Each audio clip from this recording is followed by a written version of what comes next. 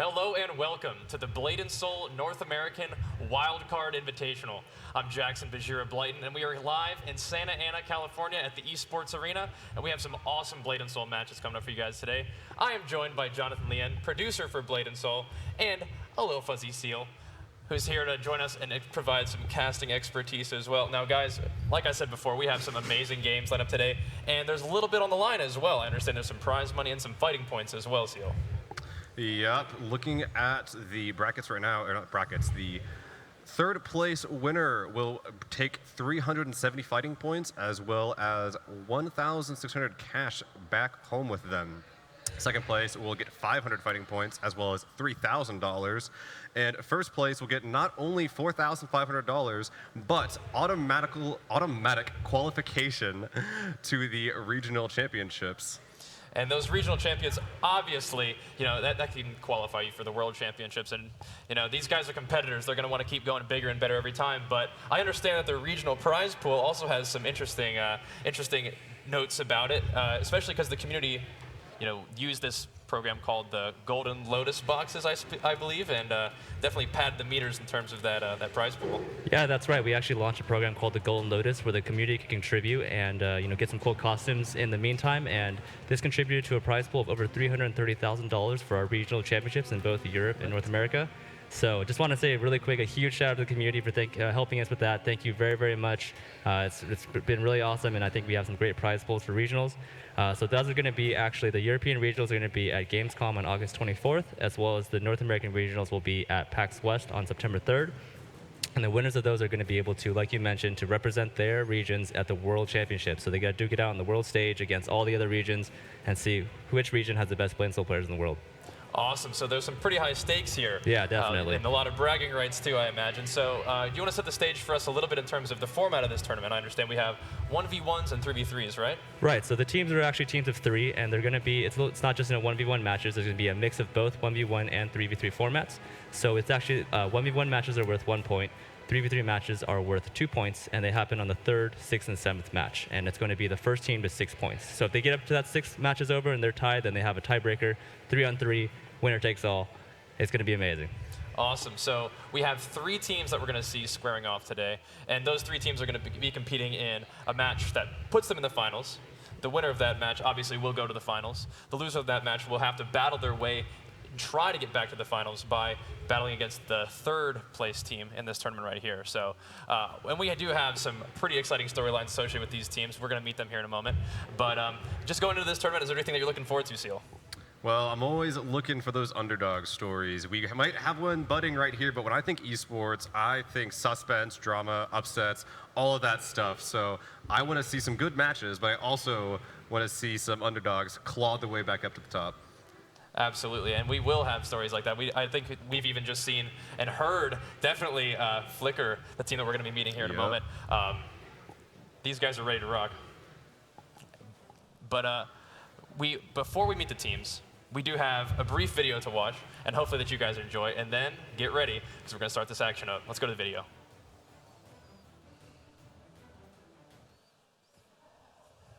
Right, so just to recap a little bit about what we've seen in the past. Right now, for example, we're seeing Virus. And Virus is a member of Team Hurricane, who, like we mentioned before, are the reigning rank 1 points leader in terms of fighting points, and also, in some ways, consider the favorite for this tournament. They ran through the Season 1 of North American Invitational. They went undefeated until the finals of that tournament. So these guys definitely put them in a strong position leading into this one, and definitely tournament veterans who know what they're doing. Yeah, and this is actually a match against, I don't believe Gold How is actually playing, but this is actually a match between Hurricane and OUO from the NA Invitational, which, as Bajira mentioned, Team Hurricane was able to win. So they've definitely, they've established themselves as a favorite, as a powerhouse, as like a really, really skilled team that's going to, really bring it. And other teams have really got to step up to see if they can match their level. Yeah, even though Virus is not the team captain, Sunshine is the team captain. Virus is a name that has been around Blade and Soul from the very beginning. You've seen him in Alpha and Beta, and has always been a top-tier assassin, and someone we're definitely going to have to look out for today. I think a lot of times he's known for holding down the fort, whereas he's going to be in the sort of primary role of the 3v3. And I guess that might be a good time to mention how these 3v3 setups work, because you'll notice this is a 1v1 here, but we're going to be talking about 3v3 matchups. And in those 3v3 matchups, it's still based around a 1v1 style. But what you have two things. You can tag in, which where you can swap players completely, or you can interfere. And I think one of the things that Virus does well is set up situations where his teammates can come in and help, pop a lot of offensive cooldowns, and probably just knock an enemy team or enemy player right out of the map. That's right, yeah. 3v3 adds a whole nother, maybe a couple dimensions of different gameplay styles and setups compared to 1v1. You have the 3 player, like you mentioned, there's 2 players in at once, but the other players have the chance to interfere for 6 seconds, come in, drop big damage combos, maybe bust their teammate with a heal or help them out. So it adds a lot of different dynamics to the game. It can be really crazy. It can be hectic. There'll be 4 players at once on the stage, and they're just all going crazy. And so it's a really, really exciting type of gameplay. Yeah, I think that we will hopefully be seeing some destroys. As a destroyer main myself, I always want to root for my destroyer brethren, but the assassin versus destroyer matchup that we're seeing here is probably something that we'll at least get a glimpse of in the tournament today. And as you can see, Virus definitely has his way around this matchup. He's able to really only engage when he feels like it's advantageous to him. And like I mentioned, in a 3v3 scenario, if you're able to frustrate your opponent into using their second wind abilities, without that, that's definitely the most scary time for an opponent facing Virus and his Hurricane team. Because their setups, especially with the Blade Dancer and the Warlock, there's some pretty serious wombo combos that we could be looking out for today. Yeah, absolutely. And yeah, it's like I mentioned, it's really a dynamic gameplay. You can really jump in. You can really do a lot of damage in a short amount of time with 2 players focusing you down. It's all about the communication, the coordination that you have with your team, the setups, the combos. Looking for opportunities when their cooldowns are down, and it really lets you jump in and do some serious damage. All right. So Seal, in this tournament, are there any players in particular that you have your eye on? Well, honestly, I always like seeing those assassins play. It's the skill required to play them is just really, really interesting to watch, and how they sort of approach all these different kinds of matchups. Mostly, also the way that they sort of dictate most of the matchups, because they sort of dictate the pace of the game. It's always interesting to see how they approach all these different kinds of matchups. Yeah. Also, in terms of the I'm not a destroyer player, but I always do like watching destroyers. Just watching the sick burst damage that can come out of them is always enjoyable to watch. Yeah, that's one of the most exciting things about Blade and Soul, is that every class pretty much has the opportunity to do some pretty insane damage. And we'll see that today in terms of the gameplay. A lot of times revolves around getting your opponent to use their vital defensive cooldowns or escapes, and then really punishing them for that. So it becomes a lot of mind games. You don't want to overcommit defensive cooldowns. You don't want to get in a situation where you have used too much when your opponent really hasn't invested a whole lot in their offensive pressure, because that's going to leave you way disadvantaged for the next trade. So that's the kind of thing that we have to look out for with assassins and destroyers as well. But we're going to see some warlocks in here too, and we talked a lot about backstage about how impressive the thrall gameplay can be. How you use that in terms of the positioning. You place your thrall out in front of you, and it makes it really hard for your opponent to reach you. And if they decide to use their abilities into the thrall, then that's something that they don't have to use against the actual warlock player. Or it even just interferes with if they decide to say, you know what, I'm not going to use any abilities on that throw. I'm just going to walk at you, just going to try to get in the middle here. That's not going to work out very well, because you're going to get mauled by that thing. Yeah, that could just spell instant death for them if it comes to it. Warlock are a very scary class if you decide if you want to ignore the Thrall or not. So how players approach the Thrall, in particular for the Warlock matchup, will determine essentially whether or not they win that match. Absolutely. Yep, absolutely. So I think that's enough talking about the teams for now, because I'm ready to meet these teams. All right, guys, up first, we have, as we mentioned before, the reigning rank 1 team in terms of fighting points, and the tournament favorites so far. We have Hurricane. Now, Hurricane is composed of their team captain, Sunshower, Virus, and Yeast. Show them some love, guys. And listen to that crowd. Got some hype going on here for sure.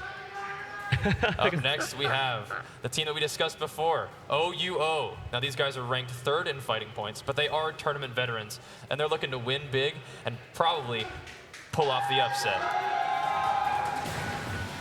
We have Cassis, Lorisao, and Akito. And a team that we've heard a lot about and actually heard playing. These guys are very passionate players, unleashing battle cries upon their opponents. We have Flicker, composed of Gummy Bear, Duck Balls, and Zach. Show them some love, guys. All right. So these teams, as we've said, they're all tournament veterans. They're all at least ranked in the top 5. And so these guys they've battled each other before. They have pretty compelling storylines, and they're ready to play. They find themselves in the finals here today. Yeah, we're definitely seeing, a lot of these guys are very, very skilled players. They've actually been duking it all day to get to this point. This is the semifinals already, and so obviously they've had to play against a lot of other really skilled players, some veterans of the game, some really, really different matchups and everything like that, and they made it through. So I think we're definitely going to see some really high-level gameplay, some stuff that viewers at home or here might be like, wow, I didn't know you could do that. So I think there's going to be some really, really cool stuff. Yes, this should be outstanding. Our first matchup, as we're seeing the players getting ready now, is Hurricane versus OUO. Now, keep in mind, there's a lot riding on this match right here, is that we have whoever wins this matchup is actually going on to the finals. Mm-hmm. That's right. Yeah, we've got a double elimination format. So this is going to the loser of this game is going to be knocked down to the losers bracket, where if they want to eventually win the tournament, they're going to have to claw their way back up to the grand finals and defeat whoever wins the winner finals to win. So definitely a lot riding on this match, and they really got to bring their A game. I think that's something to note as well for these tournaments, that you've no doubt noticed some of these players are quite young. So I think that a big determining factor for who wins this tourney is how these players deal with the fatigue that comes in from playing these, what could be some very, very long matches. They've already been playing for a few hours now, and they have a few more hours to go. So depending on how these teams deal with having to play match after match after match, could very well determine simply if they win the entire tournament or not. Absolutely. I think that's where experience comes into play, is that these guys have played in tournaments before, but this is actually the first ever LAN tournament for Blade and Soul, right? That's right. For North America, this is our first non-online tournament. So it's over here in Esports Arena, it's really awesome. We got a great stage. We got a great crowd. We're going to be, like I said, our regionals are also going to be in-person LAN tournaments, and I'm really excited. Yeah, and this LAN format should very much showcase the true skills that each of these players hold individually and as a team. Absolutely. Now, I want to break down a few of these matchups. We don't know, as of this moment, the order of these players are going to be battling yet, but let's break down some of these matchups. I know that we've been talking a lot about Assassin, the Virus, obviously, a big name, excellent player, but I'm curious about this Blade Dancer, Sunshower. He's the captain of Hurricane, obviously has led his team to great success in tournaments. They're in a great spot going into this tournament as well. What should we look out for in the Blade Dancer's kit? So Sunshower has always been, one of the top Blade Dancers in North America. He's always been around the top of the ratings. He's definitely going to be looking to be Blade Dancers are like slippery. They can really dish out some really good damage. They have their spin ability, which is going to counter any attacks coming in and basically counterplaying off of that to set up combos for their team. You're going to be looking for them to do knockups. Because that really sets up their Warlock to come in and do an assist and do a lot of damage, because they can do a lot of burst while their target is airborne. Let's have a look at these lineups. Now, we've been talking about what classes we expect to see. Are there any surprises here for you? Yeah, so it looks like Sunshower, Virus, and Yasunia are going with the Assassin, the Blade Dancer, the Warlock. There's no surprises there. Now we have Cassis over here with the Blade Master, Assassin, and looks like Soul Fighter. So it looks like a little different than their regular lineup, unless I'm reading that incorrectly. But yeah, it could be a little bit different. Yeah, Soul Fighter, that's going to be an interesting matchup here, because we've seen that, we know that the Blade Dancer, Assassin, and Warlock combo for Hurricane is their classic, but if this Soul Fighter really is going to be out here, this is going to be very interesting indeed. I'm not sure who's going to be playing the Soul Fighter, because we know that Cassis usually plays that Blade Master. Yeah, Cassis will be on the Blade Master. Yeah, we'll see how that works out. And Akito is usually playing that Assassin. Do you think Lori Sao is going to be on the Soul Fighter? Yeah, I think that might be switching it up. I can't. Interesting. I think they might be switching it up, and maybe it's going with a little bit of a different team comp. But yeah, we'll see how that works out. Well, switch ups or no, they could be changing up the composition if they feel like one class is more favored versus another, versus what they think their opponent is playing. So maybe they've been practicing on different classes. Maybe it's a play style difference that they feel like that they can really capitalize on. Either way, I think that'll be a good match coming out here in a few Yeah, I minutes. mean, it's just so interesting because with Blade and Soul, I think the tendency is it does tend to be a fairly balanced game. So there's less focus on composition and really more focus on playing the class that you feel the most competitive at.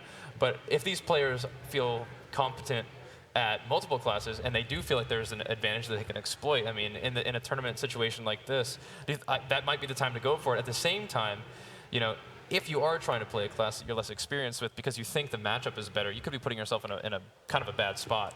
Yeah, that's actually new to this year's format. Last year you had to pick a class. Last year in tournaments you could actually only pick 1v1, and you could only pick a certain class and you had to stick with it. However, in this year's format, you can actually choose a different class if you feel like, as you mentioned, if you feel like you're comfortable playing at a high level, because obviously everyone else is playing at a very high level. So, if you could pull it off, more power to you. I got another question for you. So for the Soul Fighter, how do you see this class being used in the 1v1 and 3v3 situation? I mean, obviously 1v1, you're just going out there and battling and doing your best. But in a 3v3 situation, do you think that's going to be more of like a kind of like holding down the fort style, like we talked about with Virus on his assassin, or do you think that's going to be something that comes in as a disruptive assist or an offensive assist? How do you see the Soul Fighter being used? A unique capability of the Soul Fighter is they're able to do party heals, and so that's going to be something that's when you're in a 1v1 situation, you're obviously you heal yourself and stuff like that. But once you go to 3v3, there's a couple classes that have party heals. You have the Summoner, you have the Soul Fighter, you have Blade Master can do it, Destroyer can do it, and that makes those abilities a lot more valuable because you're able to restore health to your party. You can jump in and assist. You can even jump in and assist with like the intention of healing your party, and so that's actually adds a lot more effective health for your party in that side of gameplay. The total value squad, as it were. Exactly. Yeah, it gives you a lot more value on those healing abilities.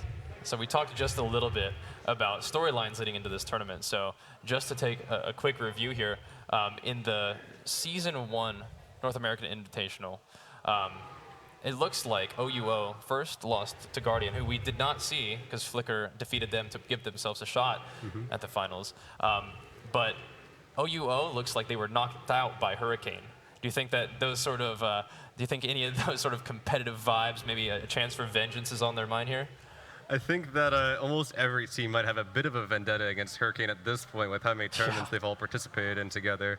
OUO, though, in particular, definitely has a lot to prove, I think. Like you mentioned, veterans of many tournaments, but they seem to get knocked out a few times occasionally before they get quite as far as they probably would have hoped. So I think that they have a lot to prove here, and today might be the day where they actually get to bring home the first place prize. Yeah, there's something to be said for, consistently placing well in tournaments, and they obviously have. They're locked into that third place spot in terms of fighting points. So they do an excellent job in terms of placing on the ladder and also in tournaments. Just to break this down, because we're making a mention of the fighting point system. Jonathan, you want to break down how that fighting point system works with ladder and tournament?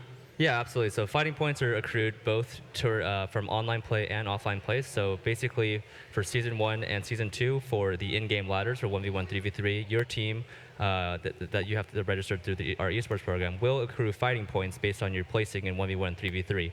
On top of that, you gain fighting points through these offline tournaments. As I mentioned, the Wildcard tournament, Invitational, Regionals, etc. Or actually, it's 4 regionals, but you're going to be you can actually view the ladder for fighting points on esports.bladandsoul.com. You can see the current ratings for EU and NA, and basically the more fighting points you get, that will determine your entry to the regional championships. Awesome. And we also talked a little bit earlier about how this is the first real LAN tournament for Blade and Soul. How do you think that would affect these teams? Because Hurricane, they may be the reigning champions, basically the rank 1 team, but they're always playing from home. Do you think that being in a different environment could kind of shake them up a little bit and give OUO the chance they need, the opening they need?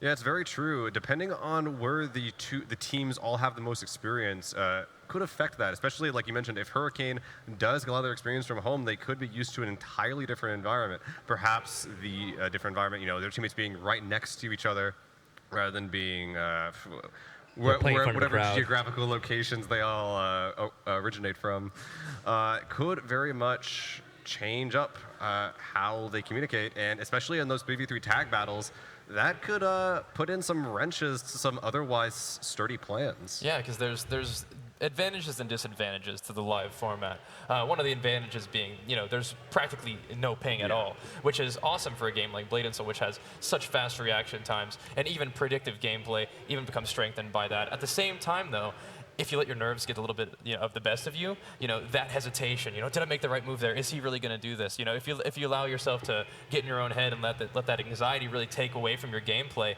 even though there's no ping, you might be having brain lag, and that's probably even worse than having a little bit of latency. That's a really good phrase. I'm going to use that from now on. I like that, brain lag. You got it, man. Yeah, absolutely. It's definitely different playing in front of a crowd than it is in your home. You could be comfy in your pajamas playing, so it's totally different.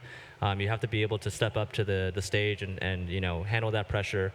And but I think that these players are, like I mentioned, this is really high level stuff. These guys are all outstanding players, and I think we're really going to see for sure who can step up to that pressure and who can embrace it on the stage. Yeah, and that's something that they're going to have to get comfortable with, because from what I understand, regionals is also going to be a live tournament, correct? Yeah, that's correct. As I mentioned earlier, the NA regionals, which these guys are all trying to work towards, that's going to be held on September 3rd at PAX West in Seattle, and that's, like I said, the winners of that is going to the big show. Yeah, so this is very, very important practice for playing live, and for like we said, they're tournament veterans. They know what they're doing in tournaments, but these guys getting the chance to actually play in front of a crowd, actually get a chance to play right next to each other and communicate and feel that energy is not only important from a points perspective, not only important because you get a little bit of prize money if you place well, it's also important because it's very valuable live tournament experience, which none of these guys, at least from a Bladed Soul perspective, probably don't have much of. But that's right, yeah. Yeah, these teams look like they're gearing up pretty well. Looks like they're loosening up, getting a little silly. That's good. They're trying to focus in as well. So getting locked in. Yeah, what do you think coming in here as the for Hurricane? What do you think coming in here as the favorite really means for them? You think that's something that they've focused on? You think that's something that they've built their confidence on? Because to me, they seemed pretty relaxed when it came to the gameplay, but we'll see. Oh, well, I mean, these guys are obviously really skilled players, but you see, you'll hear a lot about it in like professional sports, for example. They'll say one of the hardest things to do is to repeat as a champion. It's really hard. You have to be really dedicated. You have to really, not rest on your laurels and think that it's just going to come to you. And you're really going to see how they're going to react to this after winning the Invitational. Yeah, and a lot of times for these pro teams as well in any game, not only Blade and Souls, those top tier players will oftentimes just make their own metas, make their own strategies. So that often sort of translates to them being pretty chill when it comes to these environments, because they don't care what other people think. They're here to play well. They're here to win tournaments. And if I'm reading Hurricane correctly, and that's how they sort of feel about this, then I think that they have a really good chance at taking this tournament. Yeah, that's what I actually want to focus just a little bit. I don't want to over-focus on it because I don't want it to just be some sort of error, but if we do see the Soul Fighter, that could be exactly what you're talking about here. And that could have been something that they've been working on and really didn't want to bring out until it was absolutely necessary. And I think that now it probably could be the time. Speaking of just reinventing the meta, that's what made me think about that. We know these players as the class that they generally play, their mains, but the Soul Fighter could be the thing that really allows them to exploit the weaknesses that they've found in Hurricane, because they've met in tournaments before. It's a pretty close-knit community. I think that you definitely, as the producer, know a lot of these players, recognize their names. What's it like to see the game that you're the producer for do so well and have so many passionate people involved in it? It's actually been kind of crazy. We actually had our launch party here at Esports Arena. You were here as well for that, and it was. It was actually even a surprise to us how many people showed up. There's a lot of passionate fans, a lot of enthusiasm for the game, and it's been a crazy year and a half for the game. I'm really, really happy with how far we've come as a game and as a community. And you're always seeing amazing art being submitted. We have our costume design contest, and you said cosplay, and you really see the love that players have for the game, and it really it's really great to see that kind of reaction to something that we work really hard on every day and we love. In fact, in talking about that event, I heard that there were actually too many people at the venue at the beginning there. Is that right? Yeah, it was crazy. If you look up pictures of it, the line was actually around the corner in this place, and everyone's getting really worried if they're going to get a goodie bag and everything like that. But I think it worked out pretty well. We got everybody in here. We didn't upset the fire marshal too much, but we had like a great party and launched the game. And yeah, it definitely goes down as one of the best days of my life. I had to say it was a great day. That's awesome. Yeah, well, we saw, like we talked about earlier, from the Golden Lotus initiative, the Blade and Soul community, not only the PvP community, but in general, is fairly passionate about the game, and they want it to succeed. And definitely, it's good to see these players and players at home and around the world really chipping in and making something awesome for these players who have worked for seasons and since the game has been out to practice and hone their skills, and now finally get a chance to battle on the main stage here. So once again, I want to talk about the matchup of Akito versus Virus, so the double assassin mirror. I've heard that these guys actually were here really late last night practicing that matchup here. What do you think the assassin versus assassin matchup, what do you think is most important in that matchup? What do you think will give one assassin the edge over the other? I think it all comes down to reads in assassin versus assassin. Assassin's a class where if you can, really bait your opponent into attacking the decoy or burning cooldowns when they're chasing after you or trying to pop you out of stealth, it really comes down to those mind games and really reading your opponent and getting them to burn those cooldowns or waste there. So really, it's a very cerebral matchup, I'd say, and these two guys are excellent assassins, and I think you're really going to see what assassin can do in the hands of a skilled player. Yeah, definitely. And you usually see an assassin versus anything else that isn't assassin. You usually see the assassin dictating the pace of the game. I think we mentioned that earlier. So I think that when it comes to assassin versus assassin, the assassin that manages to continue to dictate that pace, the one that is constantly on the offensive, will probably be the one that comes out on top. So one of the neat things about Blade and Soul is I feel like every time you zone into the arena, you're making changes to your abilities, to your talents, and things like that. Do you think that the talent choices of an assassin versus assassin matchup really, is there anything special that we should look out for that maybe we wouldn't see in other matchups? I can't say I'm like a super assassin expert on this one, but yeah, I do think that their primary abilities that they're going to be really focusing on is going to be their Lotus of Escape. It's a purple flower you put down on anywhere on the stage, and you'll be able to use that ability again. Will return you to the flower and also break any CC. So that's a really important cooldown for assassins. You're also going to see who can manage their stealth better. If you're able to bait them into attacking into certain attacks, you're going to be able to reset your stealth cooldown, use your stealth more often, and that is, like you said, that's going to allow you to dictate the pace of the fight and probably have the advantage. Now that we're talking about it so much, I really hope this matchup happens. Yeah. That sounds awesome. Right. I feel like if they were practicing it, they at least have it in their mind, as in like this could be one of the most important matchups for us, or maybe it's just one that they feel is something that they want to happen. Maybe that's a little bit of a pride on the line. It's probably more of an ego fight than anything else for these two specific players. Yeah, you might be, rank 1 points leader, but if I can beat you in the mirror, you're exerting a little bit of assassin dominance there. But I think you raised a really good point about what are some abilities to look out for. You mentioned the Lotus of Escape for assassin. That's a big one for them. Allows them to get out of CC. That's different than just their normal old second wind that nearly all characters have. What are some things to look out for from the Warlock, perhaps, or maybe even the Blade Dancer? Yeah, that's a good point. Yeah, that's one of the characteristics that the Assassin has. But that's actually one of the reasons why it's such a force in PvP is that that extra escape there makes him really slippery and hard to nail down. The Blade Dancer, you're really going to be looking for him to do his air knock-up combo to set up his teammates, or really, if you can lock down a CC, then lightning draw into their anti-cancel combo is just going to decimate whoever is caught in that. So you're really going to see that them trying to bait that out and trying to unleash that combo on other players. Yeah, I know that Blade Dancers also have a fairly extensive defensive utility toolkit as well. They have a lot of immunities, ways to if they ever get in a situation that they don't feel good about, they're really able to say, you know what, I'm just going to go ahead and throw this immunity up. The next 5 hits, no thank you. You can get out of that situation. They also have a fair amount of aerial combos as well. They can either get some stuns and they do the lightning draw like you talked about, but they also do some really annoying moves where they're able to pick you up in the air. And if you don't have, if you don't want to use your second wind escape on that, they can also get a lot of damage going out like that. So when we're watching these matches, and I think that we're actually pretty close to getting these rolling for you guys, whenever you watch these matches, there's going to be a fair amount of stuff going on. There's going to be a lot of action. But make sure that you pay close attention to the UI, because there's a lot of information there for you that will help sort of break down and streamline exactly what's happening. So if you're a newer viewer or you're a viewer who's less versed in PvP, you can still hopefully understand what's going on. So keep an eye on like things like the CCs, like the stuns, the knockdowns, the dazes. And also in the bottom left and right corner, you're going to see some pretty important offensive and defensive cooldowns. And you'll notice that when all those defensive cooldowns are burned, they're going to be in a very rough spot. So either look for defensive play or look for them to get rocked. Yeah, and on the topic of new viewers as well, Blade and Soul is actually a really, really interesting sort of like hybrid MMO game.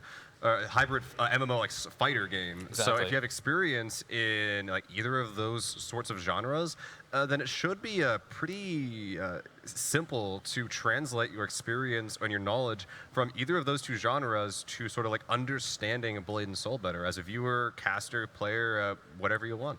Yeah, it definitely, you know, as someone with a bit of an MMO, a little bit of an MMO background. A little bit. A little bit, yeah. Blade and Soul is actually, it's really unique to me. I mean, obviously there's the classic elements of going and questing and going to dungeons, but the PvP itself is unlike anything I've played before, and it really does mostly remind me of a fighting game in terms of the way that you need to read your opponent, in terms of the way that you need to, you know, counter abilities and things like that. It's a really fast pace, and it's a game that requires, you know, quick reactions. It requires game knowledge. But it's also kind of a mental battle, too. And we talked about that in the Assassin versus Assassin matchup, and I think that's something that's going to be present in pretty much any of these matchups. How does the 1v1 versus the 3v3 setup really, how does that change in terms of, from a gameplay perspective, in terms of strategy? It's definitely, you know, a very different landscape, you know, so it's actually even a little different in the format. So a 1v1 matchup is going to be best of 3, whereas a 3v3 matchup is just going to be winner takes all right away. So that adds a little bit more, you know, do or die in the 3v3 mode. Those matches usually last a little longer. Obviously, there's 3 players. They can last up to 9 minutes if it lasts for the entire time. But in 1v1, you know, you're really trying to, you know, burn your opponent's cooldowns. But in 3v3, like you have 2 other people to worry about. You know, are they like, if I set up this combo, are they going to jump in and interrupt it? Are they going to make me waste my cooldown? You know, a lot of times when you burn your escape in this game, your second wind ability, as you said, you're really going to want to, you know, get out of there pretty soon. So if second wind is basically like a CC break, and if that's down, you're pretty vulnerable. So you have to watch out.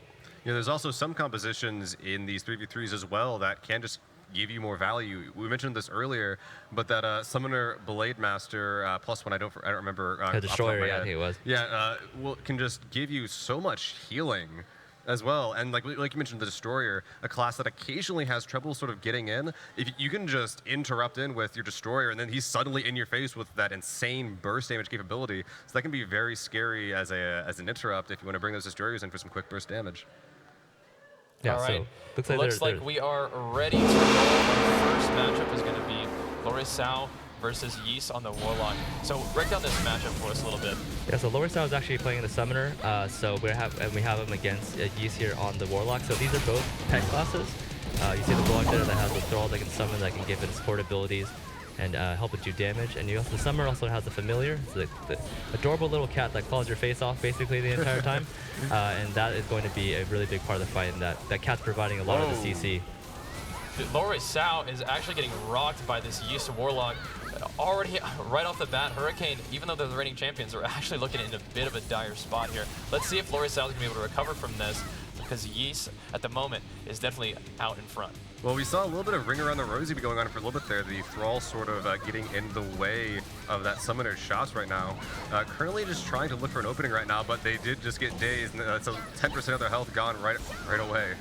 And for a moment there, it looked as if Lori Sao had a moment to breathe, and then just then, Yeast resummoned the Thrall, but is still trying to crank out the DPS. 1% health on Lori Sao. Oh, the Thrall might have finished it off. Drops the Warlock Hammer, takes him out. You can really see that the power of Warlock there, they can actually do, quite a bit of burst damage there. They're very powerful. But as you saw, the summoner wasn't down and out right away, right? They have some abilities that provide healing. Their cat can provide some support, so they were able to hang in there for a little longer. Yeah, definitely not down and out. We saw near the middle of that match. Currently, someone got some tossing out t-shirts t-shirts. It giveaways looks going like on into the here. crowd. But during the middle of that match, that summoner was actually able to take out about 50% of the Warlock's HP, seemingly without much trouble at all. The Warlock eventually found an answer to it, especially once the Thrall was resummoned. But like what you said, that summoner was not down and out by any means.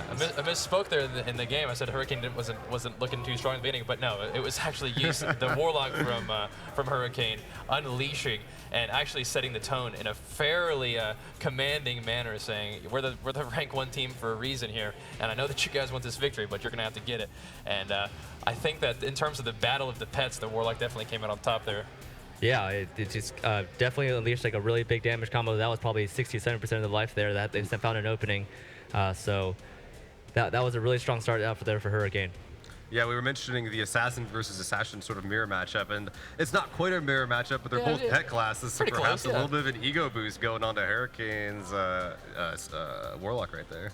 Yeah, I don't mean to speak the class balance, but for me, the Thrall is a little bit more intimidating than a little cat. Yeah, that thing it's like a demon basically that you summon from the void, and it's definitely a little scarier than a kitty cat. Though the kitty cat, like I said, will claw your face off. Yeah, it's a funny thing to note. The classes are kind of similar, but like aesthetically, they're so different. Like this big old demon versus a little cat, but they can both kill you pretty easily. Yep. Yeah, yeah. Both. I think. Yeah, you mentioned it. Both classes definitely revolve a lot around the pet play. So, positioning your Thrall, using abilities. You can use it to body block for you. Same thing with the cat. You definitely have to manage it, and if you want to be successful. Yeah, I think we saw a pretty insane opener there by Yeast, and I wonder if that's something that that he can recreate in this next match, because I think maybe even he caught Lorisal a little bit off guard there by starting that match so aggressively. Really, hopefully, didn't knock Lorisal off balance too much, even though I'm sure that's what he was intending.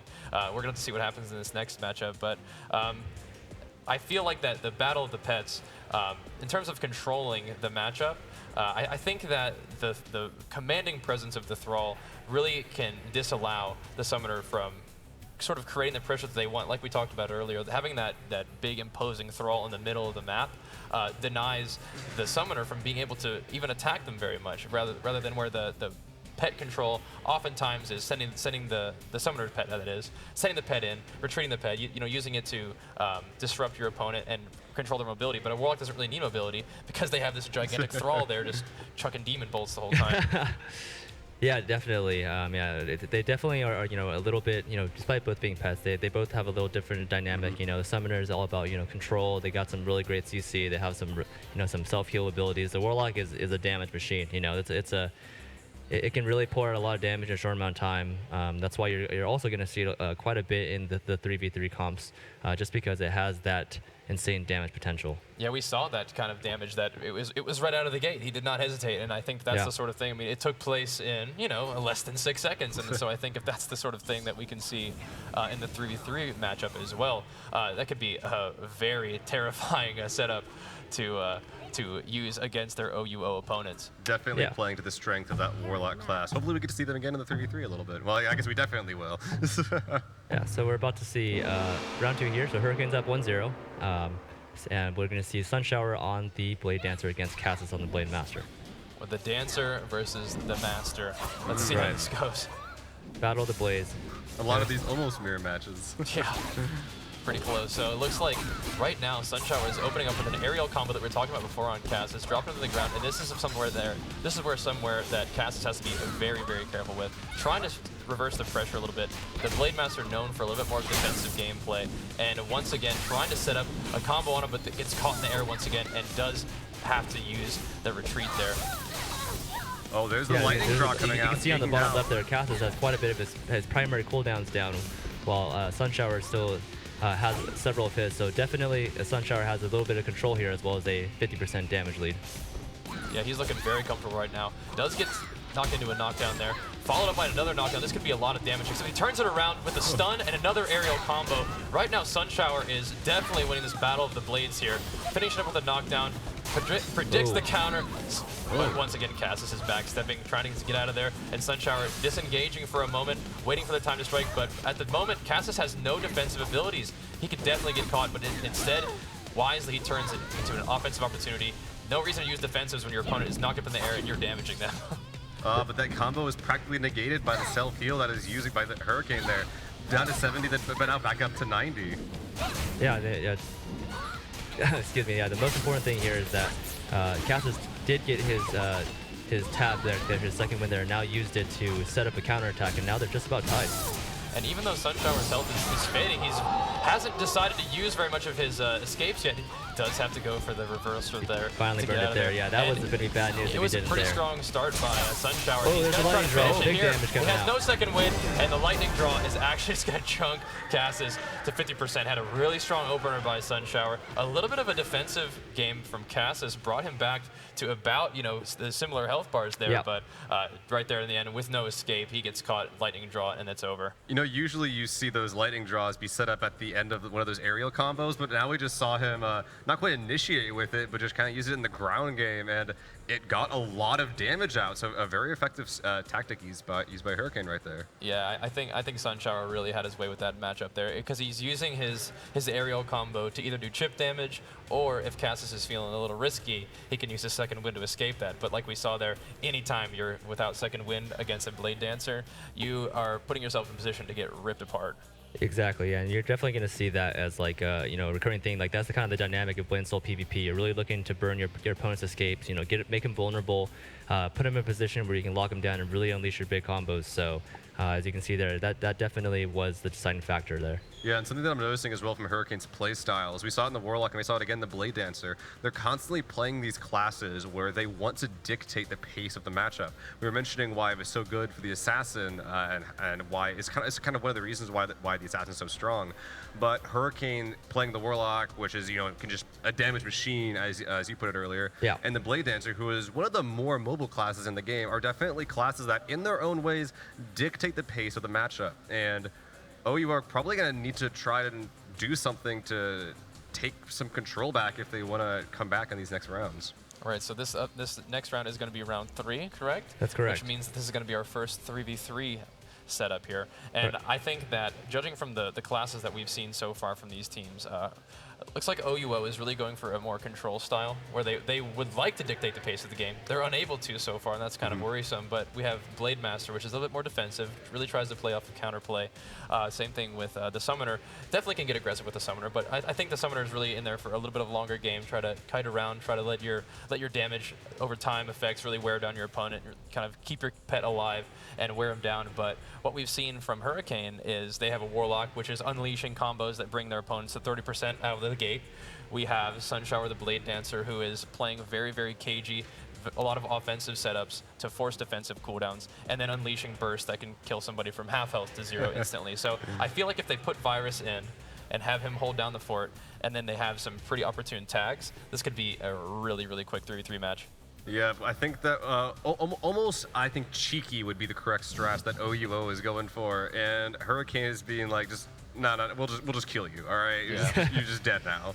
But that being said, I believe that the lineup that is used by OUO probably has the most value in these 3v3s. So I'll be very interested to see how this I don't want to call it cheeky, but how this control style matchup changes as the 3v3 tagging resources come into play. Right, and if that's what they were shooting for, if that's what they said, you know what, here's the plan. We know we maybe don't match up well in certain 1v1s, but if we can really bring like a party heal comp, a control comp to the 3v3, and we can get some of these 3v3 wins and bring us to the game 6 and also win that one, all we need is one 1v1 win to try to hang in there. Yeah, and the tiebreaker is a 3v3 as well, so if they excel in these 3v3 3v3 matches. It's going to be a long series, but that could be a way to take the win. And what I'm wondering is if they said they only needed that 1v1, I wonder why that was why they practiced so much of that assassin versus assassin last night. That's right. Yeah, that's the matchup that's still left out over there. That's probably why they were sparring against each other. Yeah. But you make a great point. Yeah, the 3v3 are worth twice as many points as the 1v1. So if OUO is able to take this match, they're going to be tied up at 2-2. Yep. So if that was their plan going in, that's kind of a, these guys are tournament veterans, like we talked about time and time again. They have cagey strategies, cheeky strategies even. And if they were holding out for the 3v3 and we only need one 1v1 victory, then that could put them right where they want to be. However, Hurricane has come out real strong in these 1v1s, and I don't imagine they're going to be falling over very easily in the 3v3, especially with as much burst damage as we've seen from them. Now, we haven't seen the Soul Fighter yet. I wonder if that's something that's actually going to be involved, or if that's just Summoner. It was actually he was playing Summoner. Yeah, it was a little mistake on our part. It was actually so sorry about that. Got me excited, but that's all sorry right. about that. It makes a lot more sense having Lori Sao on the Summoner. Yeah, Lori Sao on the Summoner on his main class. So. Yeah, sorry about that earlier, but yeah. So in this 3v3, who do you think is going to be, or do you think there will be a primary player who's really kind of holding down the fort and setting up burst opportunities? Because we know that they have, they being OUO, we know that OUO has self-healing and some tankiness to sort of make the 3v3 a longer match. Who do you think is going to be the star of the show in 3v3? Well, I think it's going to come down to their assassins here. We haven't seen them yet. Right. They have two, like I mentioned, really good assassins here, and whoever's able to dictate the playing field, whoever has more control, I think is going to come out the victor here.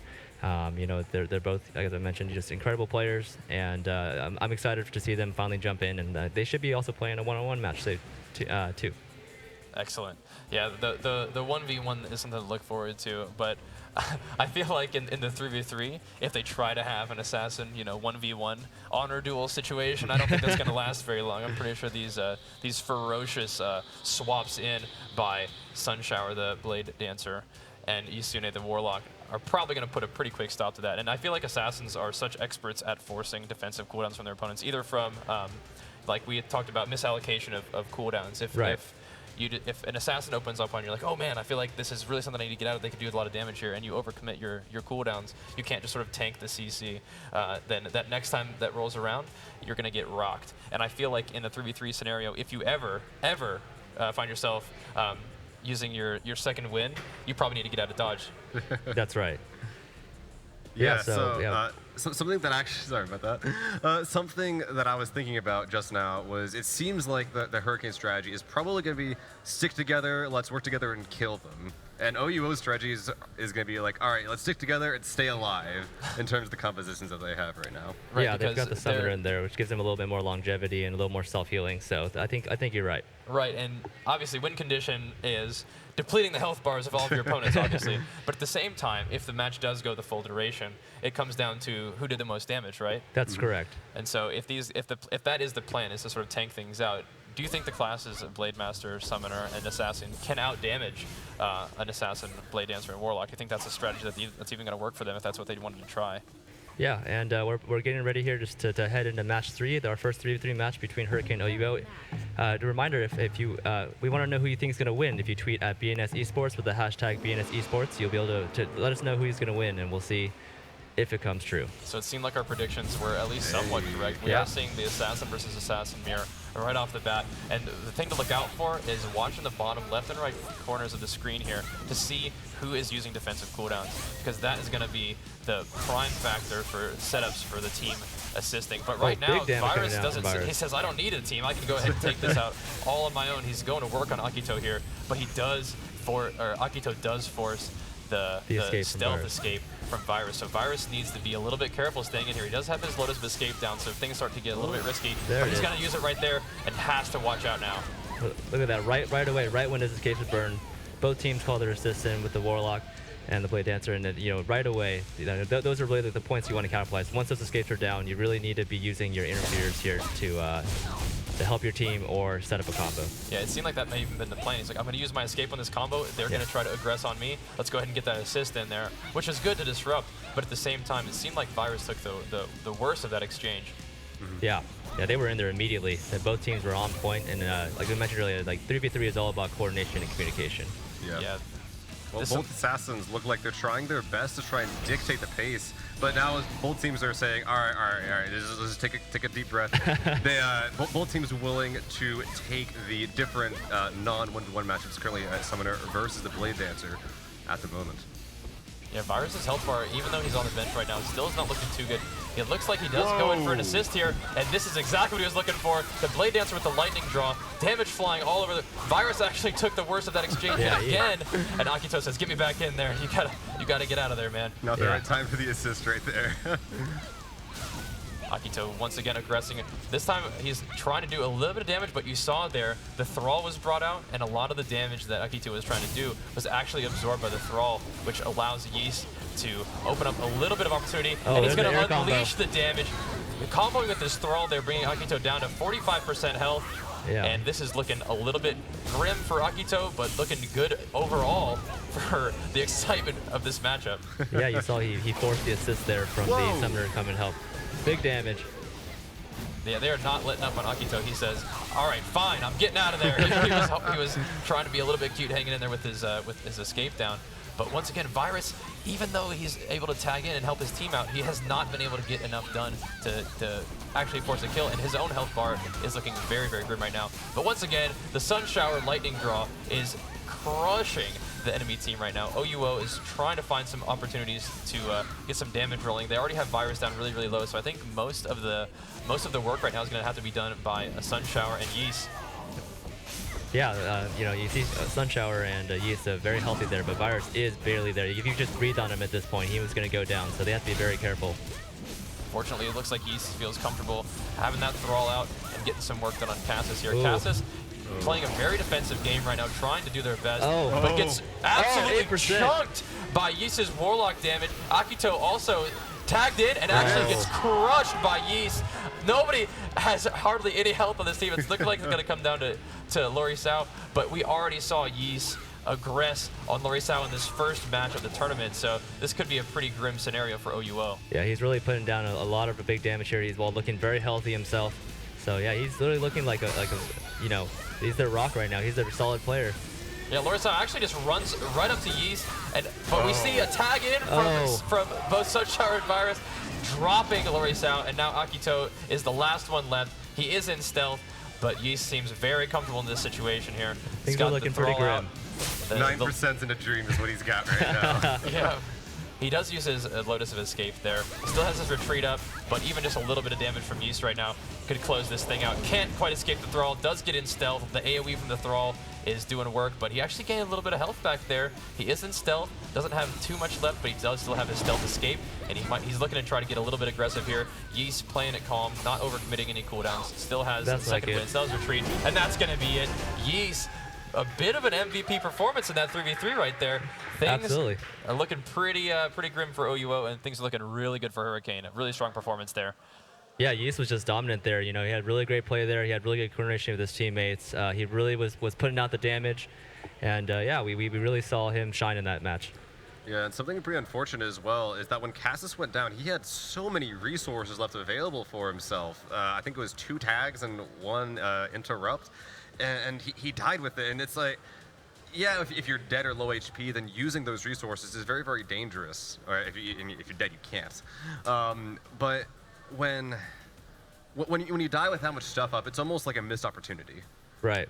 Yeah, it really shows the pressure they were underneath and the amount of pressure that Hurricane was putting on them. They weren't able to execute their game plan, and they really just I mean, I think Yeast was just a little bit too much for them to handle that match. Yeah, it was interesting to see the assassin versus assassin mirror starting off. Yeah. And obviously, it was a pretty intense matchup. Yeah. But Virus did end up taking quite a bit of damage early on, so we didn't see him in a big capacity for the rest of the game, but I think he got his job done, and he was able to get some really nice tags in. And even when he was such low health, in the very, very end of the game, some of his tags were actually pretty influential to the course of the game, and I feel like, just because of the way the tournament format works, I think we might be seeing that assassin versus assassin mashup coming up next, correct? That's right, yeah. We're going back to 1v1s on this one. However, Hurricane does have a commanding lead right now at 4-0, so definitely got the work cut out for them to come back into this one. Yeah, and to talk about sort of my prediction for that matchup, that looked at the beginning, it was a slightly Hurricane favorite, not enough at all to determine any sort of result for this matchup. But this is absolutely where OU will look the strongest, especially, as you said before, Virus was taken out quite early, but it was with the assistance of Akito's teammates. All right, so we are going to see that assassin versus assassin matchup. This is just how the 3v3 started, but this time they don't have any assists. No, interestingly enough, they're using Ice Mine, which is a play that we have not seen yet in the 3v3 at least. But that's something that can, stall out the game and really allow for a control-based gameplay. Like you said, Seal, you love mentioning that it's a pace dictation style here from both of these assassins. And we did see the Lotus of Escape coming from Akito, and we saw the full stealth and Lotus of Escape coming from Virus. So right now he is out of all defensive cooldowns right here, and it's Akito's game from here. Oh, I think he's about to set up for some big damage here. He's got Virus in a bit of a tough spot with his cooldowns down. Virus has really got to try and draw this match out and try and get some of his cooldowns back up. Yeah, we know that Virus is definitely known for his assassin gameplay, but Akito does not seem that he's too afraid at this point. But Virus, you never count him out. He's getting some of his cooldowns back up. I think he still has his offensive cooldowns at his disposal. So even though he got a little bit of the brunt end of the first engage, I don't think he's out of this yet, but he is down to 20%. No matter how you look at it, things aren't looking too great now. It drops down to 11%. Virus could be going down here. He has to be very careful. He has his Lotus of Escape, he has his retreat, but Akito has all of his defensive, just only using his retreat right there, and it definitely is in a commanding position here. 3% health left, and now on to Virus. Akito actually wasn't originally at 66, he was lower, but he hit a couple of really good breath attacks there and regained a lot of his HP. And like you said before, no matter how you look at it, with 2% and slowly ticking down, there isn't too much hope for Virus. But, there it is. Yeah, OUO taking that win. OUO finally showing some signs of life. Seems like that practice may have paid off. Yeah, it looks like, yeah, absolutely. And, just like I said, 2 really high-level assassins here, and OUO is finally on the board. Yeah, it's keeping their dreams alive for now. It's put them in position to have at least one more shot at Hurricane, because Hurricane has been looking powerful. At Virus, we've been talking him up. I wonder if, as such a commanding assassin player, I wonder if the stage nerves could get to him at all. He's a tournament veteran, but even in a big situation like this, he knows his team is up.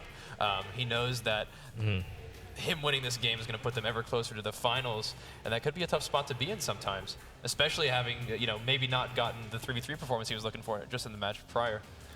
Yeah, like, absolutely. They have a good lead right now, and they were up 4-0, but you have to absolutely stay focused and close it out. You can't let the other team get some momentum. You can't let them back into it. So we'll see how they respond in this next 1v1. Well, it did seem that the 1v1 performances of Hurricane, besides, of course, that last match, were very, very commanding, though. The 3v3, until a couple of unfortunate, back-to-back burst damages took OUO out for a little bit. The match was actually very close. So I actually think that OUO has a pretty good chance for taking next 3v3 if they adapt properly. Yeah, I feel like the 1v1s have been such commanding victories early on, and the 3v3 actually looked very much in Hurricane's favor, but this could be the spark of life that they need. This could be exactly what they're looking for. It's like, look, we can take out Virus, we can take out the rest of them, we got this. Especially because it looked like early on in the 3v3, like things were actually looking okay for OUO. They had really fought Virus back. They had been playing well, and it just seemed like maybe the offensive firepower that we were talking about beforehand with Hurricane sort of really knocked them off their balance. But they're going to get a second shot at it here pretty soon. I think we have one more 1v1 before that, though. That's right. What's this next 1v1 looking like? So we'll have to see who's loaded in here. It looks like it's going to be Akito versus Yeast. So they're able to pick their matchups for this one. So we saw all 3 1v1 matchups. However, now this one they get to choose, and we'll see the boy wonder here, Yeast, with his Warlock against Akito, who just took out Virus in a 1v1. Yeah, I feel like this is a bit of a MVP right here. Yeah. Battle of MVPs is Akito brought their team back. Just now came off with a very solid victory. At the same time, Yeast has been commanding both in his 1v1 performances and his 3v3, and we're going to go ahead and get this match started right now. Yeah, absolutely. Yeah, these guys have been playing phenomenal, and Akito's going to really try here to bring his team back into the fold, get it back in the game. But yeah, Yeast some really solid defensive play here, defending himself against the early aggression from Akito. And now he's got his cooldowns up, and he's going to bring the pain. Oh my goodness, is he bringing the pain ever? Machine. Is this just going to be it? Oh my goodness. He says, don't worry guys, I got this. You know that little spark of hope? Not on my watch. That was almost a perfect 99-0. Yikes. I think we got a prodigy on our hands here. This kid is good. Yeah, Yeast is not messing around today. He is here to not play. He's here to win. And I was going to talk about something. I didn't have time to because that match took about 5 seconds. But what I was going to talk about was the Warlock in the previous matches that we saw very much was the one dictating the match. So playing against an Assassin, that is one who we were talking about before, usually taking the pace. I think it would be up to those two classes to sort of pressure each other enough and play like the mind games well enough to see who actually is the aggressor. But we just saw there the Warlock right there. That was so much damage right there. he was able to zone the Assassin, really deny any attempts by the Assassin to gain that control that they so desperately want and need to be successful. Said, you know what? This little area right here, this is mine. You're going to have to get out of here. And that little area that you are over there, that's my thralls. You're going to have to get out of there. So we're pretty much nowhere left to run. Akito just gets escorted into the next dimension. But it looks like our 3v3 matchup, if Hurricane wins this one, that's the set. This is do or die right here. They definitely had their backs against the wall against a really talented team here, but they're not dead. And, no, I don't think that they're, going to be giving up just yet. The spark of hope that Akito gave them, even though he got thoroughly demolished just then, they're still in this. They're still up on stage. They still got a chance at it. And the 3v3, like we said, they're worth 2 points. They put a victory here. They get one more chance to battle, and hopefully secure that victory. That's right. Yeah, thinking about the points, actually, in some ways that 1v1 actually didn't really matter too much if I'm thinking about the math right. The 3v3 would provide 2 points, the tiebreaker would provide 3 points. I think that no matter how you do that, one team is getting 6 points in the tiebreaker anyway, or in the one of the 2 3v3s. That's right, and then it's really going to come down to the 3v3, the team play, where we actually saw, like you mentioned, a pretty close match for the first half of the match there. So it's really going to come down to, and these players too, they're adjusting in between matches. They saw how that 3v3 went. They can they can discuss their strategy. They can discuss some of the stuff they saw. Maybe they saw an opening or a weakness in the other team's strategy. So they do have time to talk it over, to really see if they can capitalize on anything. Yeah, I think both of these teams, with as much time and effort as they put into these tournaments, they may as well enjoy their time here. And even though even though you have your backs against the wall, hopefully these guys are still having fun out here, and they already have secured a fair amount of prize money. They've already secured a fair amount of fighting points, so they have a lot to be proud of at this point. But pride's on the line; they're not just going to back down. That's right. So go for the glory.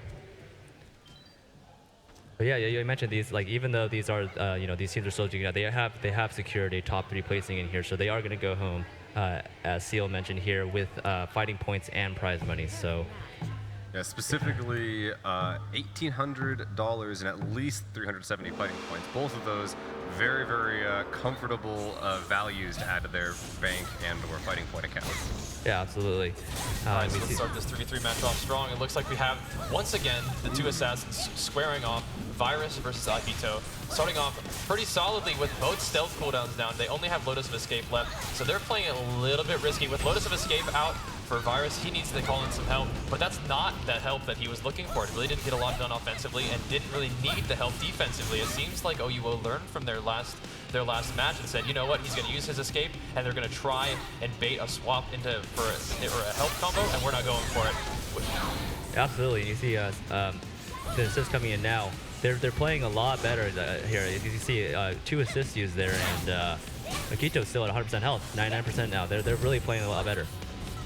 Yeah, Virus's health once again taking a little bit of the worst of the first couple of exchanges here, and once again without his escape, he's again subject to a lot of damage. They do call in a tag here. He says, you know what, don't worry, buddy, I'll take over. I know how to handle Akito. Yeah, Akito might want to get a dodge if he knows what's good for him. A couple of his CCs are down, but he's currently just playing back, trying to play away from the Thrall. That being said, last time we saw him playing away from the Thrall, he did get about 70-0 in half a second. And there's the Thrall combo once again. He gets knocked up in the air. He's looking for some help now from his teammates. It looks like Lorsal is giving that support that he needs. However, Yis is not, he hasn't used any defensive cooldowns at all. He says, you know what, I'm good. But Akito does have a chance to deal a little bit of damage here, and it looks like he's once again only really using the retreat, not panicking. The Thrall is still there. Thrall still has their back, and then Lorisao is going to get forced back out just by the timer there. Yeah. Yeah, pretty fortunate swap out, I think, there, considering the last match we saw. But that being said, the previous Summoner versus Warlock match we saw did prove to be pretty convincing for Yeast, but this is a different context as well. There's assists, there's tags, there's so many more variables coming out, and it looks like Lorisao is dealing with it very, very well. Yeah, we see that always exciting lightning draw coming out here. And it's actually doing a number on the health bars of Hurricane Yeast. However, even though they're holding down the fort, really is not taking that much damage yet, despite the lightning draw we saw from OUO. Yeah, I think we're seeing a much more measured and controlled game here. Both teams are a little bit more on the defensive here. Really trying to wait for their opponents to make a mistake here. And, both teams are still pretty healthy despite, quite a lot of cooldowns being used. Akito once again says, I'm tagging in. I really want this assassin mirror. I know I did a great job with it in the 1v1s. Let's see if we can't force some cooldowns and take this 49 health to 0. Because they don't have quite as impressive swap opportunities as Hurricane, I think, but OUO, they are playing this a lot more measured, like you mentioned, a lot more defensively, which is what we thought they would do, just judging from their team comp earlier. And Akito is just testing the waters, forcing the escape for pretty much nothing. And instantly, Virus says, you know what, there's no reason for me to be here anymore, I'm out. Yeah. And Sunshower happy to take over. Sunshower we've mostly seen with some pretty impressive tags, did a really good job in the 1v1, but we have not really seen Sunshower hold down the fort so much yet, and right now is absorbing all of that offense from Akito, knocking him down and trying to get an aerial combo. Virus says, I'm back, baby. Let's see if we can't get some damage done, and damage done they do. Akito dropping all the way down to 28%, 29%, just a little bit of regen there, and Akito opting not to swap out, despite not having Lotus of Escape and Stealth just now coming up. Maybe that's giving them the confidence he needs in this tough matchup against Sunshower, still sitting at nearly full health. Yeah, that was a really nice combo there. You saw the assassin actually popping the blue buff to help the Blade Dancer do a little bit more damage. So that's really a nice coordinated teamwork play there. Looks like Akito once again taking a little bit of damage here. Sunshower looking for an offensive opportunity here, but Akito retreating to the shadows. Yep, and a quick look at the team resources will show that Virus out of tags, actually out of assist now as well as he tries to come in, but that does trigger the tag out and bringing back Cassis into this fight. The nice, healthy member on OUO trying to do their best versus this Blade Dancer. Really fortunate tag in right there, because we saw a situation where Cassis we have not seen holding down the fort too much, not really seen a whole lot of 1v1 opportunity there. But I'm surprised that Sunshower swapped out, because they did so well against Cassis in the 1v1. I guess they wanted Geese, who has the range advantage, can really drop some serious combos. And once again, a little bit of support from the OUO team. However, it looks like just two members of the OUO team got chunked by Yeast, the Warlock, holding down the fort with 100% health and just dominating anybody who dares enter the arena with them. Yeah, absolutely, and he's really forcing the Summoner to burn those cooldowns to come in and support and heal, because he's really been a force to be reckoned with. Oh, as he gets caught out a little bit there, and is forced to tag out, he's really forcing them to burn their tags and assists. Well, you definitely need to be very careful against the Summoner, even though he did a good job against him in the 1v1. If you get caught without your escape against the Summoner, you're going to get tackled by that pet, and your health bar is going to evaporate, just like Lorisao's health bar evaporated just then. Hurricane is not messing around in this match as well. It's been a little bit of a defensive match so far from OUO's perspective, but I don't think Hurricane's going for that anymore. No, they definitely hit the gas pedal a little bit here, and two of their members one of them is out and one of them is at very low health. Yeah, Virus needs to be very careful here. He has no defensive cooldowns, but he decides that he says, you know what, I'll go ahead and set this damage up. I need some tag in, and the gamble seems to pay off. Cass is dropping down to 12% HP. Virus still at 17, but looks content to continue to handle this matchup here. A little bit more damage, and Cassis will fall, leaving Akito the only one left, and Virus might just be able to get a little bit of that assassin versus assassin vengeance. Yeah, 7% versus 19%, but it only takes one stray hit to sort of lead into a combo that can kill one of these. Akito might have a chance to at least take out Virus of this match, but I don't know if he has much hope for the rest of it. I don't think Virus is going to swap out. Hey, he says, you're going to have to take me out, but maybe his pride got the better of him there, but I think he's also very confident in his teammates here to be able to finish this off. Akito, the spark of hope for his team. Potentially, he is the last one alive. He gave him a chance at this matchup, but I think Seven Shower is going to go ahead and finish this thing off. Does get knocked down. A little bit of damage left. Akito's not done yet. Seven Shower gets tied up. A little bit of damage coming from Akito here. Still, he's wearing down Sun Shower right now. I don't think he's just done yet. Oh, and there goes his escape. So he's very vulnerable right now. He has to be very careful. He does have his Lotus of Escape. He does have his retreat coming up soon. He does not have his stealth. And interestingly enough, we just saw Yeast, the time limit just ticked down so that Yeast has one more assist here. So if any way Sun Shower can get that escape, the Lotus of Escape that is, down from Akito, they could finish this thing out. Because what seemed at first like a situation where like, oh yeah, we got this, 2v1, is actually becoming a little bit scarier.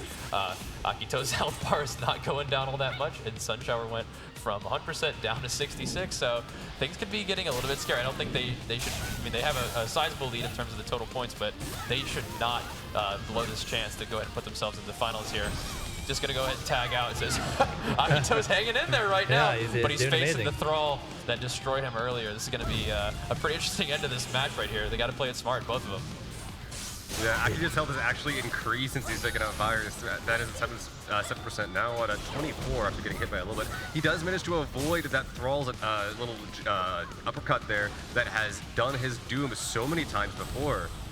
There's his last escape there. He does use his stealth escape. His Lotus of Escape is not up for another 15 seconds. He's going to have to play this real smart. He's probably have to use some of that assassin control. And it looks like the Thrall may have timed out there. This is going to give him an opportunity to not only survive, but hopefully deal some damage of his own. No, the knockup comes in from Yeast. The classic says, I don't need a Thrall. I got my combo.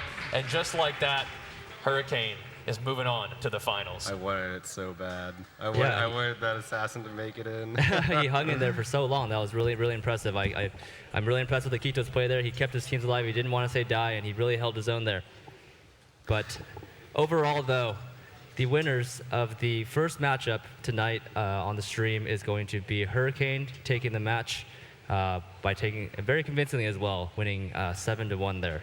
I feel like the 2 3v3s we saw as well were actually quite similar in the pacing as well. We saw OUO come out with a more control-oriented play style, just trying to say, all right, so you might be more aggressive, but we'll try and just have better CCs, a little more healing overall, especially from our assassin friend at the end there. Yeah, he recovered a good amount of his health on his own, even without his friends.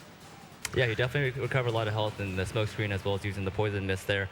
He really hung in there for his team, but just a little bit too much to handle. I think Hurricane really showed that they've been practicing quite a lot on their coordination and their combos. They had a lot of good coordination. They knew exactly when to tag in and interfere, and also Yeast just really doing a number on them and forcing them to burn a lot of interferes defensively with the summoner there. So just a really Hurricane showing why they're the top seed. They're showing why that they're showing why they've done so well in the tournaments up to tonight, why they did well in the Invitational, because they're showing why they belong here. Yeah, absolutely.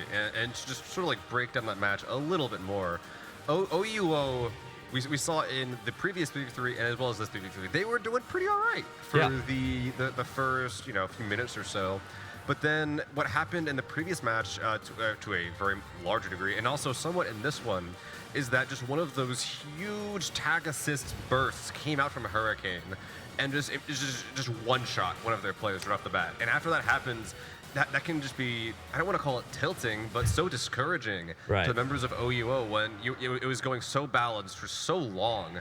But then, just like that, one of your members is just dead and out of the game for the rest of it. And well, obviously it didn't tilt Akito too much, but tilted or no, a one-player deficit is just so hard to overcome.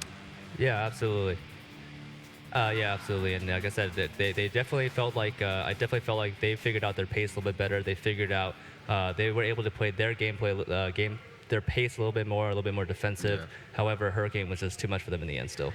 Yeah, and for like I said before, for a while OUO they didn't dictate the pace, but they were able to control Hurricane for long enough to stay alive.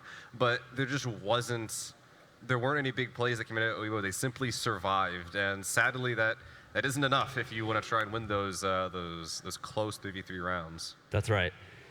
Yeah, but yeah, once again, congratulations to Hurricane. They played really well, and we actually have Bajira on stage with them for an interview. All right, thanks, guys. We are standing by with our victorious Hurricane team. You guys got to be feeling good after that. But I will say this. Yeah, oh, yeah, give it up for them. I will say this, though. At the end, things looked like they were getting a little bit too close for comfort there. Definitely a little bit. We were really confident. Once we got the first kill, we figured it was over. Then, you get a little overconfident. You make some small mistakes, and I just put Yes in to finish it off at the end, and it worked out. Yeah, you guys looked really strong out there. And now, Virus, I got to ask you, how is that assassin mirror? Is that something that you guys practice a lot? I heard that you guys were up late practicing last night. And how did you think that went from your perspective? I think it went like pretty even. Like he beat me in 1v1, but I think I was playing okay in tags. And yeah, last night I came home from a barbecue and then I started sparring him and we went like 50-50. But yeah, I don't know. That's awesome. No, it looked like you guys were very evenly matched. And like you said, he might have taken a little bit of the 1v1, but I think the play in the 3v3 is what really impressed us all. And speaking of impressing us, Yeast, you dominated out there. What? Yeah. So how, what goes through your mind when you're starting off and just chunking your opponent down to 70% pretty much any time you have a chance to do that combo, that knockup combo? Tell me a little bit about that. Knockout combo is kind of, it has no counterplay, kind of, because you have no aerial tabbing, but still, my team, they worked it out for me, and yeah. Awesome. Yeah, you guys are obviously, super skilled individual players, the favorites coming into this tournament, and you guys are looking really strong, and looking forward to seeing you guys continue on in the tournament. So thanks for the interview, and congratulations, and we'll be seeing you guys a little bit later. But before that, we're going to send you guys to a short video break, and we'll be back soon. Stay tuned.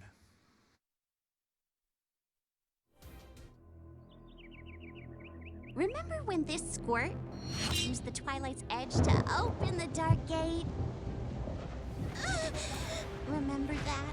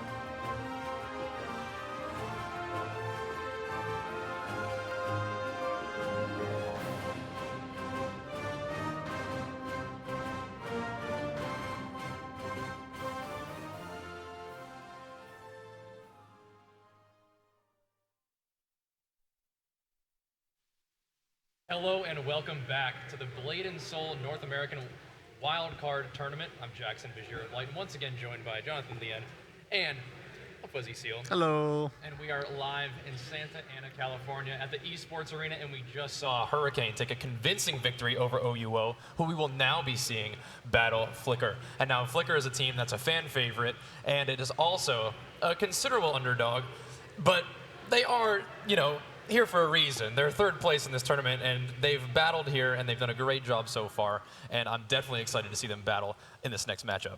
Yeah, and you mentioned Flicker overall is fifth currently in the fighting point standing, so they're definitely a force to be reckoned with. I wouldn't be surprised to see them take this from OUO, but so I think the most important thing is, interesting thing is seeing how OUO responds, right? They just got knocked down to losers bracket by Hurricane.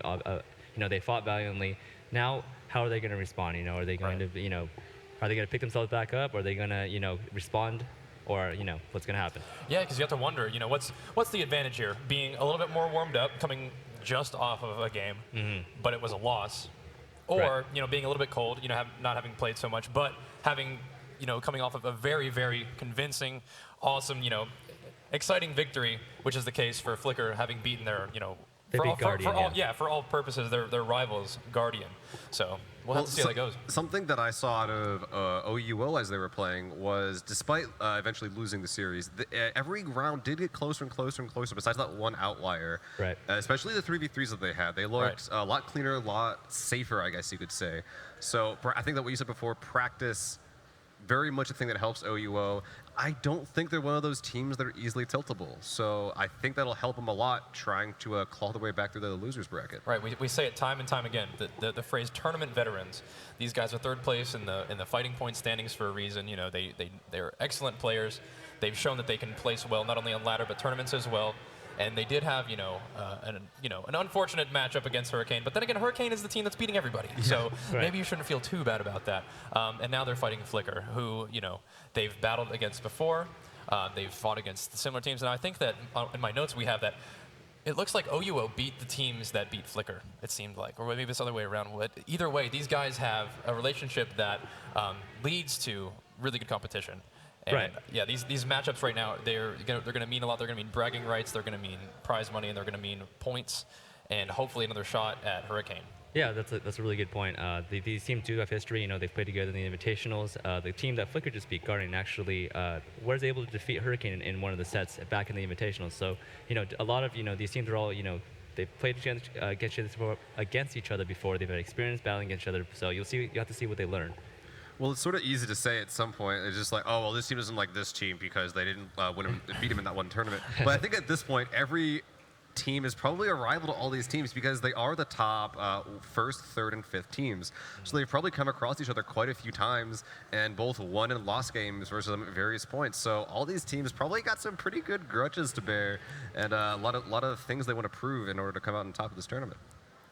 Yeah, and I think that, once again, we talked about this earlier, is that it's a close-knit community. These guys, they probably face each other on ladder all the time. That's and they fight the same teams in tournaments all the time. In terms of, how those teams match up, it seems like, the point standings tell one tale.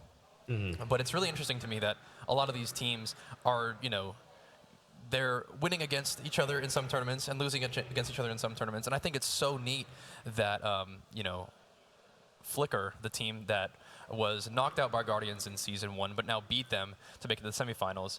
And it was Hurricane that had actually lost. The only team that beat them was Guardians. Right. So the way that these dynamics interact is so interesting to me.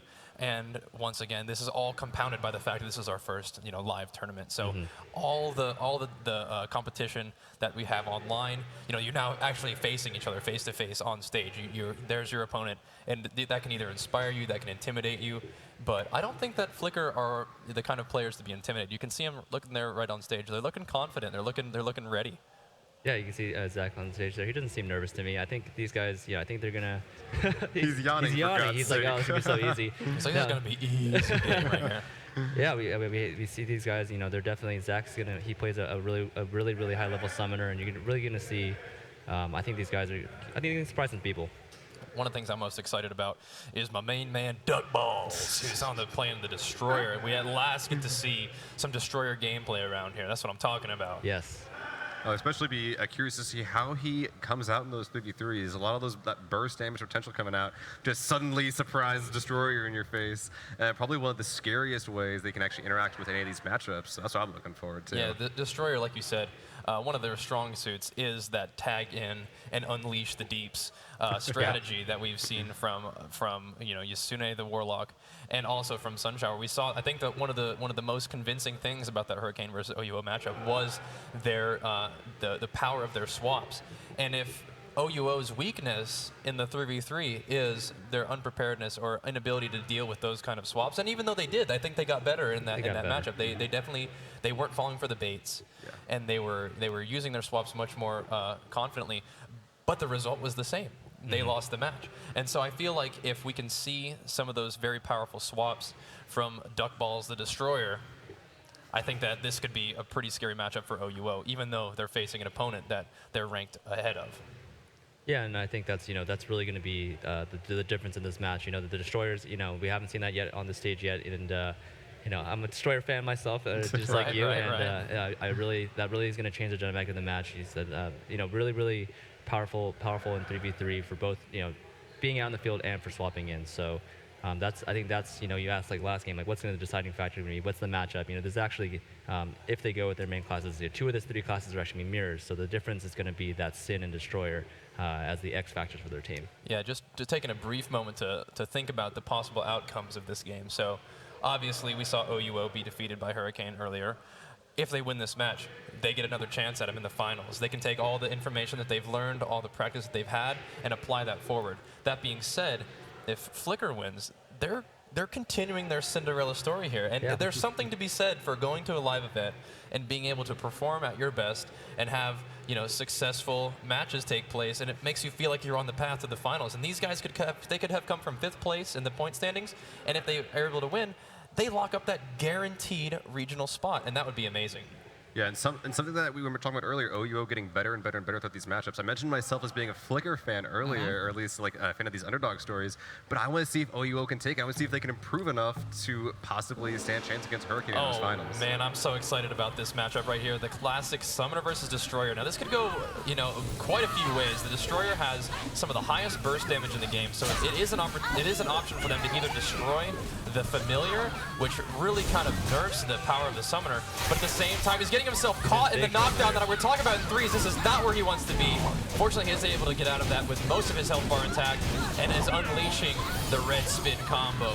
But it looks like Lorizawa is also able to escape that combo as well. This is a super fast-paced matchup. I love it so far. Yeah, they're absolutely going aggressive. He's busting on the Typhoon, which is one of the most effective abilities against the Summoner because you have 2 targets to hit with it.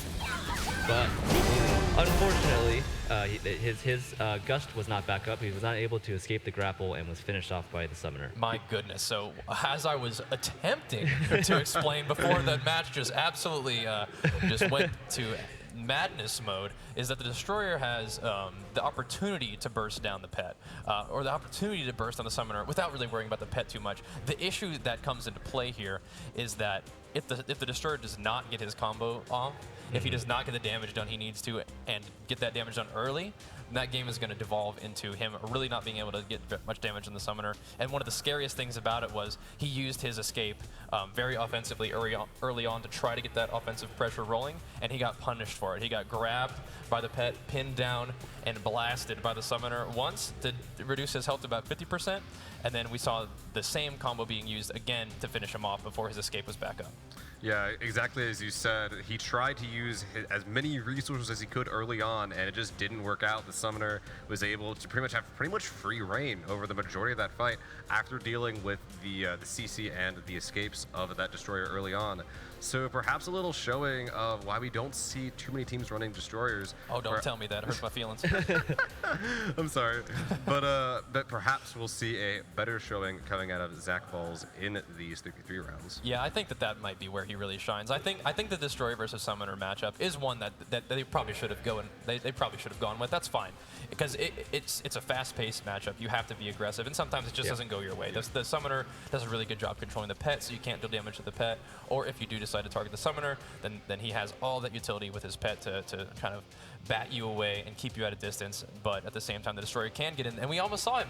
The red spin did an immense amount of damage. If you can get in and get aggressive on a summoner, you can overwhelm them. So I think the matchup was the right call. It just didn't really go their way. But I think that the destroyer definitely can really shine in that 3v3 arena, like we've been talking about, where he can rely on his teammates to force the escapes, and then as soon as those escapes are down, instantly tag in, get in there with a stun and unleash that Fury combo that can absolutely decimate an enemy team's health bar. Yeah, I agree with that. I think we're really going to see the destroyer shine in the 1v1 there. Or I'm sorry, in the 3v3. Right. It's a little bit of a tough spot for the destroyer in the 1v1. If you're unable to get that offensive pressure, you're slipped up. Your gust cooldown, your escape cooldown is slightly longer than the grapple cooldown. Yep. So that means you're in big trouble when they're able to use that grapple a second time. Yeah, especially if they are able to get the full grapple twice in a row. Oh yeah. It's gonna be really hard to win that one. Yeah, because as a destroyer, at least in my experience, basically what you want to do is you want to take that escape that allows you to get out of the grapple, right, and then never ever use it on anything except for that grapple. Yeah. Because we saw what happens if you do. And this up next with this matchup, we do have the opportunity to see Akito versus, or we have Akito or Cassis versus potentially Gummy Bear or Zach, which would be really interesting to see the BM versus BM. That'd be very, very interesting. I wonder how that was. I wonder if these guys would do the mirror as well, the BM versus BM combo. I actually really like seeing these mirror matches because I love how they sort of implied ego stories and trips that are behind them. It just gives us as casters just a little bit to think about, like maybe this Blade Master is better than the other Blade Master. But of course that isn't true. There's 8 other matchups in this game, along with tons of different just customization for these classes to keep in mind. But I keep talking about the stories of esports, and just rightly so. Those mirror matches make some good stories. Yeah, there's lots of stories, and now realistically, even though we heard Virus speaking about the matchup, I mean, like these are top tier players, and at the tip top, you're in a mirror, you're probably going to go about 50-50. But for us in the tournament, it's like, oh man, the mirror, because we get to see that 50-50. But it's worth practicing for, it's worth training for, it's worth understanding the matchup in and out. Because if you can give yourself a small advantage, that can be the deciding factor. Every game in these series are important. You don't have that many games. And you really, as individual players, you probably don't have that many opportunities to really step up and do your best. So you have to prepare, and you have to be ready to give your best at each match, because that could be, could be the only one you see aside from the 3v3s. Yeah, I actually misspoke a little bit earlier, mentioning about the 1v1s being a best out of 3. It actually is just a best of 1, so it really is do or die. You really have to be on point. You really have to, I think, go into that 1v1 with a game plan and really try to execute on that, because you really just got one shot, and really one mistake or one blown cooldown or reading something wrong can really just, half your health bar is gone right away. And so it's really high stakes there. And that's why it's so interesting to talk about these storylines that you keep mentioning, Seal, is that these players, they put in so much time, they put in so much effort.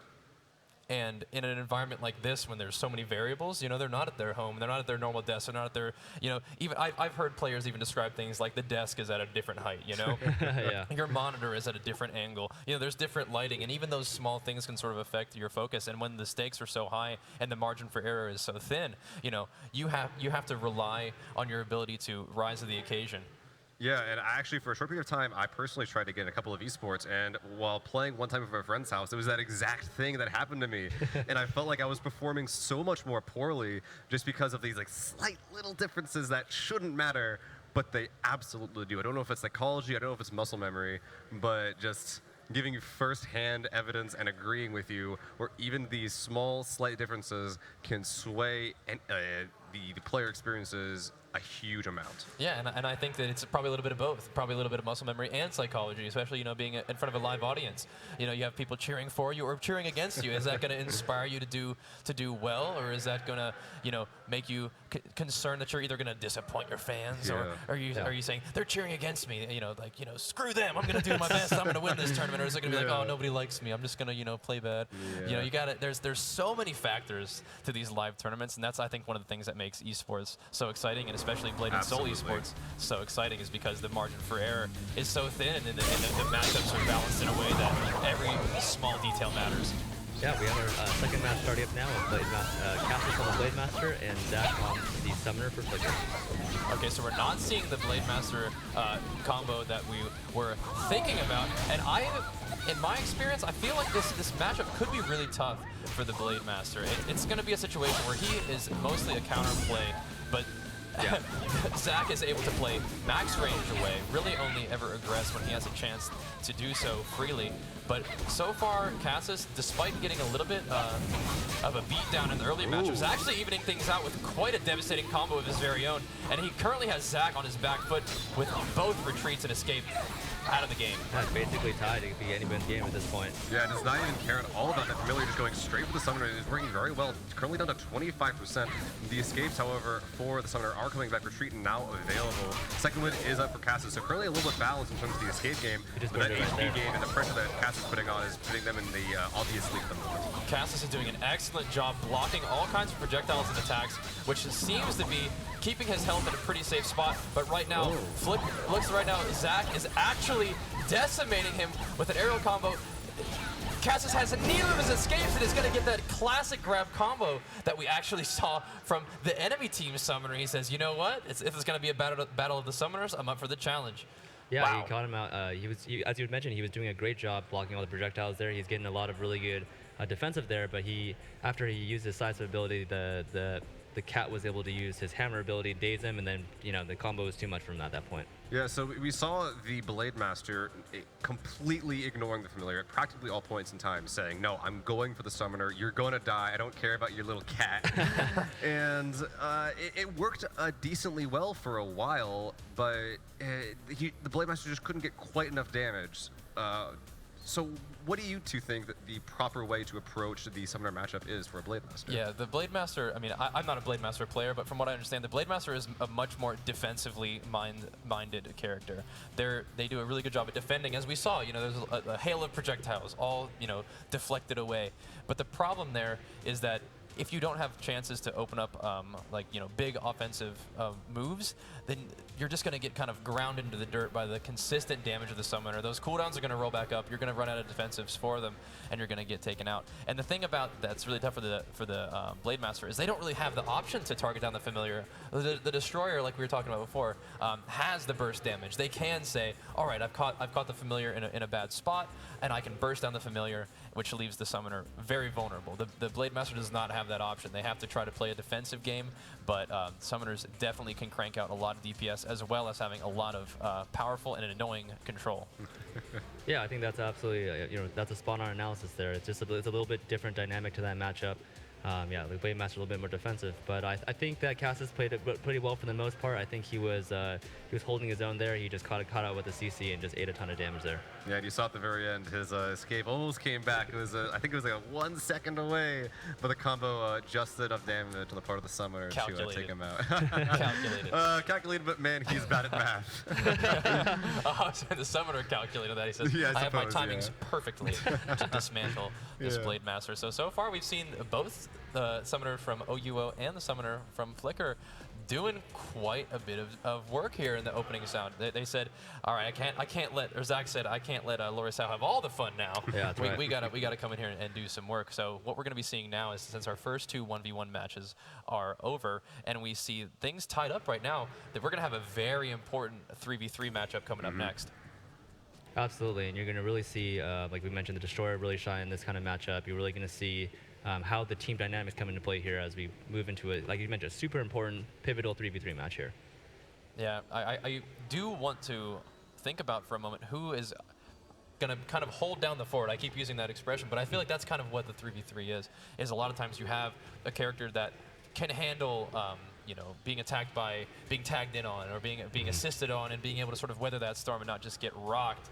Who from OUO do we think is going to be holding down the fort? Because last time we saw Akito hold down the role as an assassin, forcing defensive cooldowns, creating opportunities for his team, even though they were a little bit more of a defensively minded team. Whereas we have Flicker, who has a Summoner, a Blade Master, and a Destroyer. It feels like leaving the Summoner out as the main character for a fair amount of time could be a bit of a risk that could pay off, but at the same time, Summoners are fairly squishy, and they do only have those two escapes. They have their ability to dash away, and then they have their normal, recover from a knockdown or a daze little retreat. But without any extra utility like that, I feel as if the Summoner might be a pretty scary pick, especially knowing that the Assassin and the enemy team Summoner, Lori Sao, could also unleash a crazy amount of damage on them as well. Yeah, I wouldn't be surprised to see Akito being, the go-to, right? And there it is, right there. I thought that before it came up, I promise. I'm surprised to actually see the Destroyer coming out first here, though, because that assistant game we were talking about is not going to be too possible if he's coming out and gets first out of the game really quickly. Yeah, it may have been, them predicting Akito being the playman and them maybe liking that matchup a little bit better. So leading off with Duck Balls here with Zach and Gummy ready to assist. Yeah, the Destroyer versus Assassin matchup is really frustrating for the Destroyer because you have to play very cagey. You can't overuse cooldowns. And it looks like right now he's decided that he's going to go ahead and use his persistence buff here, which gets him out of CC, but ends up forcing just about everything in Akito's toolkit. So if he's able to get any sort of CC, this could be very scary. We're seeing tags and help from both teams. Whoa. Things are getting crazy in here. This is an absolute brawl. All in all settled into. Really not a whole lot done. Really well countered help there by both teams, but we end up with Akito versus Gummy Bear. I think the Familiar took the brunt of the damage there in that fight, actually, and they were only in there for what, like 6 seconds? That's right. Oh, we got a big combo coming here with the lightning drop from Gummy Bear, putting a lot of damage on Akito. Yeah, it's very interesting that Akito decided to stay in there because he didn't have his stealth down, and I feel like that lack of escape ended up dealing a ton of damage to him, whereas as soon as Gummy Bear finds himself in a situation they don't feel comfortable, it says, Zach, you're in, buddy. Yeah, you can definitely see the difference in the play styles in the team. And you can also see, the importance of your interferers, whether you want to use them offensively to set up kills or defensively. So you can see a little bit of the different uses of interferers in these matches. Yeah, Akito only has a few seconds to play this, but he looks like he's milking every possible second as he is at least drawing out a lot of Flicker's tag resources. However, Lori Sao will eventually be forced out on that Summoner, bringing out a Summoner versus Summoner matchup. Now, you bring up a really good point. Right now, it seems like OUO is trying to make the most economic use of their tags and their interferences there, whereas Flicker is being much more liberal with them, but not really getting enough done. I feel like this could be very problematic for them in the late game.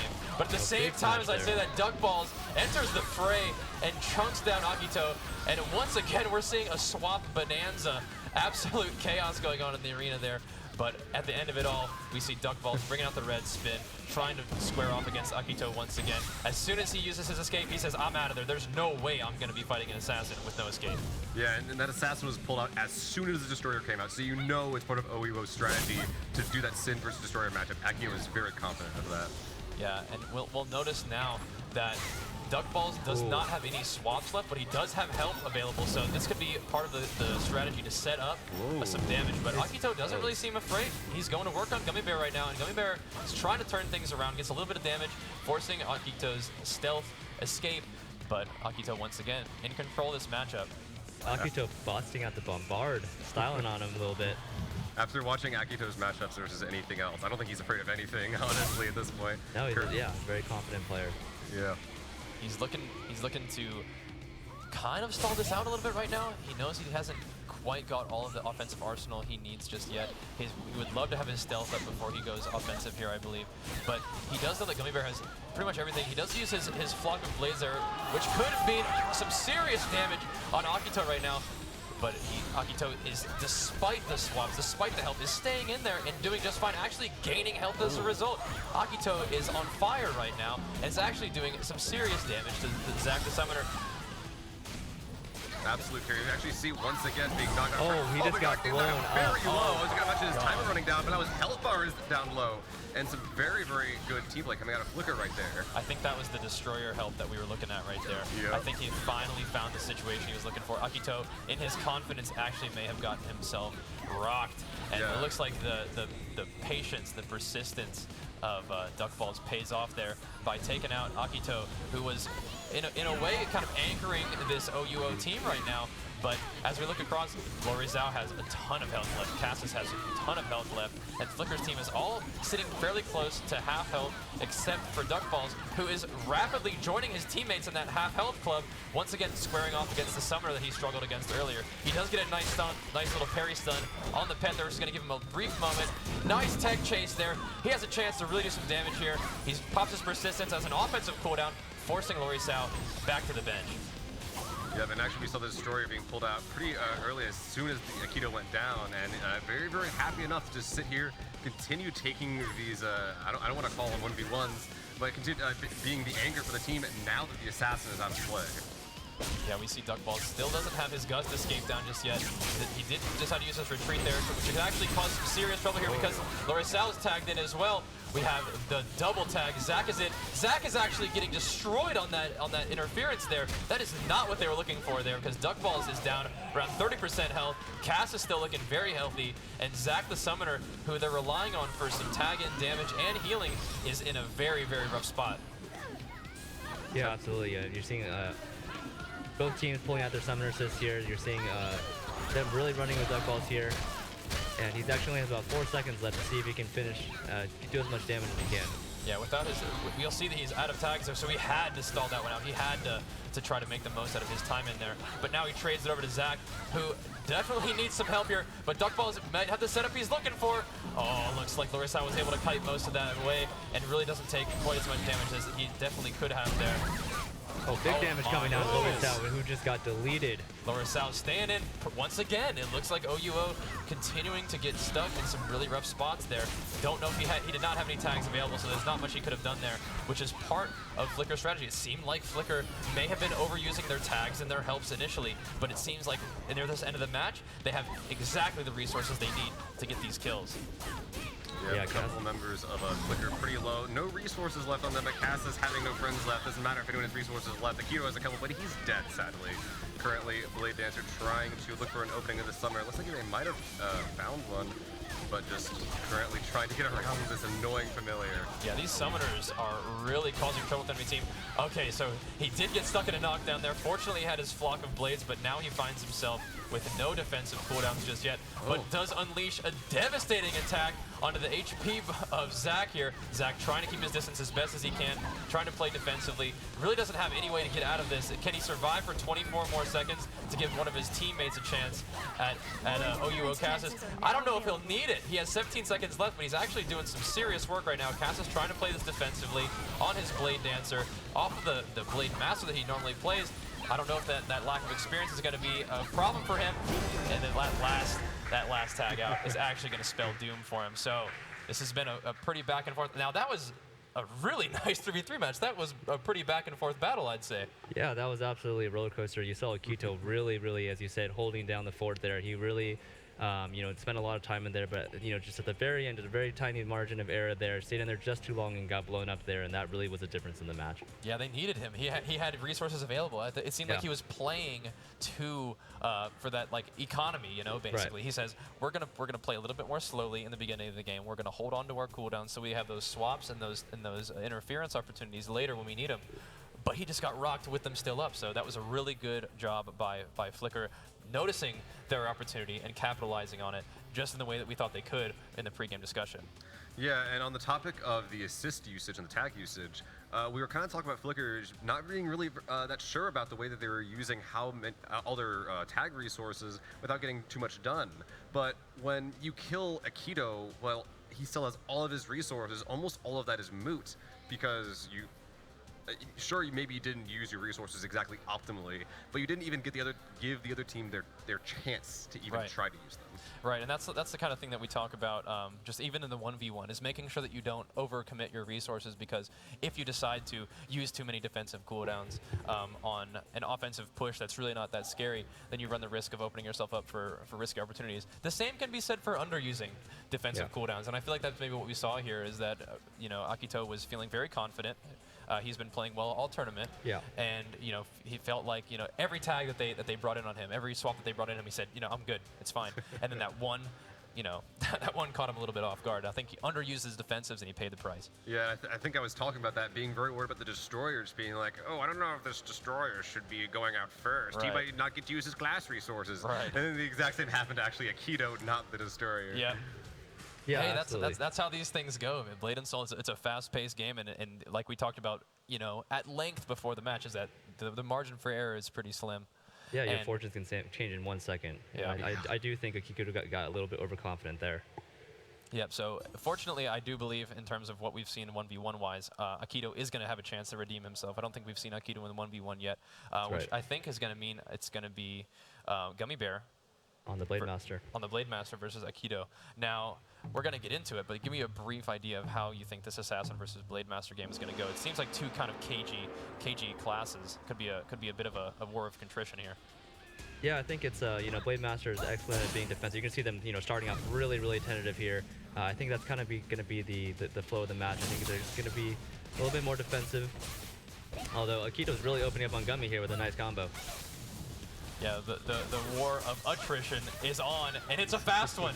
It doesn't seem like Akito's wasting much time here. He's already forced the Flock of Blades and the second win from Gummy Bear. So if Gummy Bear wants to stay in this match, he's going to have to find some way to get aggressive because he does not have the defensive tools that he needs to make this a game that he can just tank right now. Akito hitting so many CCs, and they know it because there's no escapes down. And with 100-0 coming out from Akito, you mentioned him trying to prove himself, and Yeah, oh my smile on his goodness, face he for that one. He just deserves did. it. Yeah, look at him. He says, yeah, that's all right. I'll take that one. Yeah. Look at that, a little cheeky. He's like, yeah, That's we redemption kind right of there. owned that guy, didn't we? Best part would just be like a wink to the camera. Just be, that's for you, Twitch chat. Yeah, Gummy Bear definitely was trying to play defensive there and just got caught out a little bit, and it was curtains for him. Yeah, so that's actually going to bring us to, I believe, 3 for Flicker and 2 for OUO, which is a very close score going into our third 1v1. It looks like fourth 1v1 or match 5. So Right. this is going to be a big one right here because if Flicker is able to take this one, they're that one 3v3 match away from the finals. Right. But at the same time, this is a must-win for OUO because they don't want to be put in that spot. Because if they lose this one, they're really their only hopes are winning the 3v3s for here on out. So that's going to be tough. And even compounded by the fact that their 3v3 performance didn't get them the win. That was Flicker. Flicker had the better 3v3. So Yeah. they're winning some 1v1s. They're hanging in there. But this is if they want to continue in this tournament, they're going to have to find a way to not only win this next match, but also win a 3v3. Yeah, and Yeah. I think this is this is gonna be anybody's game at this point. I think it's really close, and I can't tell who's gonna win. Yeah, and actually I'm a little worried about the way that, well, I'll talk more about that matchup later, but we are currently coming out to Akito coming out versus Zach on this one, going continuing to bring out that powerhouse of a 1v1er in Akito. I do like this matchup here because it seems like Zach did an excellent job both in the 1v1 and the 3v3. And as we've seen in this tournament, for the most part, that last 3v3 mistake aside, Akito has been on fire. So these two, relatively MVPs of their team right now are really being put in a very important 1v1 matchup here. And things are looking pretty even. A little bit of fast pace, but the health bars aren't looking too brutal yet. They're feeling each other out. However, it looks like Akito has no defensive tools available to them. Definitely needs to make use of that stealth because if they get caught in a combo right now, it could be curtains. Ooh, yeah, definitely. Uses retreat as soon as it comes off of cooldown 2 times in a row, it looked like there. Currently in stealth, trying to look for an opening for that familiar, but being a little bit annoying, trying to sort of isolate the summoner away from him. Yeah, Zach is playing this very cagey, not giving Akito his escapes, and is still doing an immense amount of damage of his very own. He's keeping that pet nice and safe, doesn't want the pet taking unnecessary damage because he knows that if he ever gets caught without his familiar against an assassin, it's going to be grim times for him. He's playing this really smart. He's trying to force the assassin to play his game, but right now Akito is actually definitely cranking out some damage here on Zach, bringing him down to 50% HP. Zach still has his defensives. Akito definitely has his Lotus of Escape still up, but his stealth is coming up soon. Oh. This is actually looking kind of rough for Zach right now. All his cagey Bombard play. finish. Akito, he says, you know what? This match might be starting off a little bit rough, but he's playing into his hands. He didn't even need to force his defensives. It could be another situation of underused defensives, but it looked like Akito, fresh off of his other 1v1 matchup, says, you know what, team? Go ahead and put me back in. I got this. Time and time again in this tournament, Akito has been showing us that he is here to play.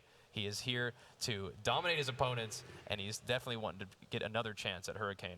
So it's actually something I'm a little bit worried about, though, for the way that OUO is approaching this matchup right now, right? Because I feel like that we saw in the previous round of OUO versus Hurricane, we saw OUO playing their best when their team was playing the best. And here we're just kind of seeing Akito carry everyone. And we know from the previous rounds with Hurricane that Akito carrying the team is not going to be enough.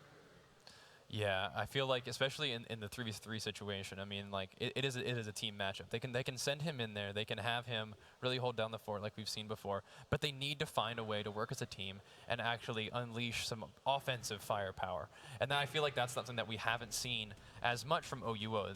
They are pretty good at playing defensively. They're good at seeing an offensive push being made by the enemy team and negating it with their assists there. But what they haven't done yet, and I think what's really holding them back in the 3v3 situation, is they can't really get the offense required to punch through the health bars of the enemy team, especially when there's summoners on the team that can heal. It's going to be rough. Yeah, I think we're really going to see if they adjust well to that 3v3. Maybe I think Akito just really just built some confidence, just played those two 1v1s exceptionally well. And you know, I'd be surprised to see him be overconfident again. I think he's back in the game, and I'm expecting a big game from him here. Yeah, it's in this 3v3 situation here, worth 2 points. Both teams sitting at, I think, 3 points at the moment. So That's right. This is going to be setting themselves up for victory here. So this is, I mean, every game in this tournament seems like it's a must-win. But you know, we've been saying that a lot. I feel like because like we've said, there's not a whole lot of games to be played. You have to play your best every single time. That's but right. this one is definitely a big one. We saw Flicker take the last 3v3 matchup pretty convincingly, but I think it was on the back of a bit of an error by Akito. So I feel like with him being warmed up, him doing an excellent job in his past 2 matches, I think he's going to learn from that and say, you know, this time I'm probably not just going to be giving up that free kill. I'm going to be here for my team, and we're going to go in for the little bit of the longer-term battle.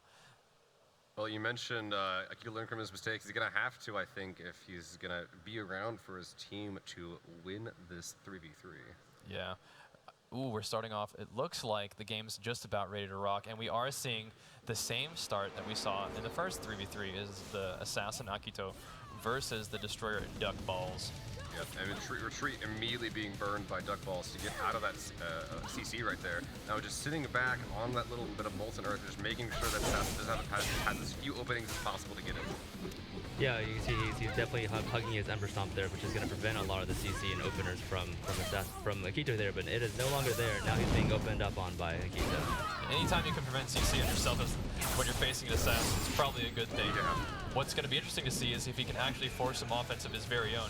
Because avoiding CC is one thing, but we already saw him use his persistence cooldown, as well as the Lotus of Escape was forced by Akito. So we're seeing a pretty even cooldown trading matchup here, but the health damage is definitely in favor of Akito. He's been doing work, a little bit more work on Duck Ball's health bar, and Duck Balls needs to be careful here because his team needs him. His team needs him to be able to swap in. So he's going to bring out that shield and heal up quite a bit. That shield not only blocks projectiles and blocks attacks, but it can give you a substantial heal, as we saw there. Yeah, definitely. This is a very even matchup. You see both players are taking a very measured approach. Oh, they switch actually over to Zach, but you know, a little bit of a slower pace in the first one. It's very measured. Oh. Once again, see, I feel like Akito is doing a bit of an economy play here. Once again, he says, I'm not going to tag out. I'm going to go ahead and let this, if I am going to tag out, it's just going to be a result of getting timed out. And he's fighting against Zach, who we saw just a moment ago. He thoroughly dominated Zach. Once again, he's seeing the tags. He says, no thank you. He just vacates the premises and kites it out. And now he's going to get a tag in from his teammate for free. Yeah, for free or being forced out. However you think about that. But we were seeing Cassis now coming out versus Duck Balls, and I think that based on Duck Balls' previous experience is a little bit better for that Destroyer friend right there. Yeah, it's still a rough matchup, but he is going to get a tag in from his buddy Zach now. Let's see if they can get new work done. Oh. You really have to be careful now because Duck Balls is using his red spin right now, but he does not have his escape. And this could be the knockdown he tags out wisely. But unfortunately puts his buddy Gummy Bear in a terrible spot. Oh, barely with it. My goodness, it was a good tag in terms of his own self-preservation, but his buddy Gummy Bear paid the price. He put him right into that summoner combo. But now we're seeing Zach turn the damage back over to Cassis. These summoners are doing work. Look at these health bars just evaporating underneath the summoner pressure. Yeah, that was really, I'm not sure that Duck Balls thought he could tag out there. I think he might have been, spamming a little bit just to get out of that situation, and Gummy was just caught unaware and took almost his entire health bar. Oh, and Cassis is getting brought down. The huge combo from Zach. Zach is just decimating his opponents here. And we've seen 2 games in a row now, OUO getting caught in a position where they may not have needed to be in at that time, and they pay the price for it. Now we're going to see Lorizao versus Gummy Bear. Gummy Bear did take a lot of damage, but fortunately, as a Blade Master, they're able to get a little bit of health back by playing well defensively. So this is actually a really nice swap in for Gummy Bear, who says, you know what, I can deflect a lot of projectiles versus a Summoner.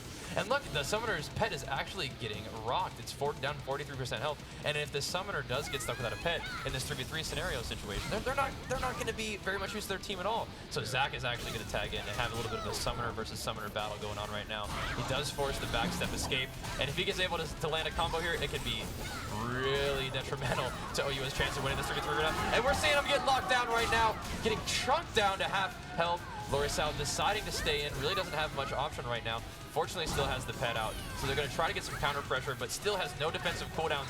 Right now would be a lovely time to get an assist from their teammates, but right now, Gummy Bear is the only one with an assist left. Duck Balls having used all of theirs early on in the match, but it seems like the pressure they forced was well worth it. Yeah, a little more resource on the side of OUO, despite being down a player. Akito, the powerhouse of OUO, coming out to try and take out Zach, the Summoner, currently in stealth right now, sneaking around, looking for an opening, but that Familiar is on them right away, and actually it forces Akito to use a couple of their abilities to try and get out of there.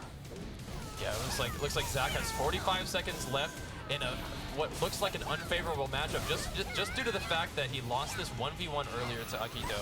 Now we are going to see a swap back, preferring the Summoner versus Summoner mirror. It looks like he's getting caught in that combo, and he just gets crushed, gets stuck in that patented Summoner grapple combo, and just sees his health bar evaporate before his very eyes. Now it looks like Duck Ball's trying to get a second chance at Lorisao. Lorisao does have the backstep defensive cooldown, but he also gets a little help from his friend there, and he gets the heal back up, whereas Duck Balls is actually taking the brunt of the damage here. All he needs is a little bit of work done.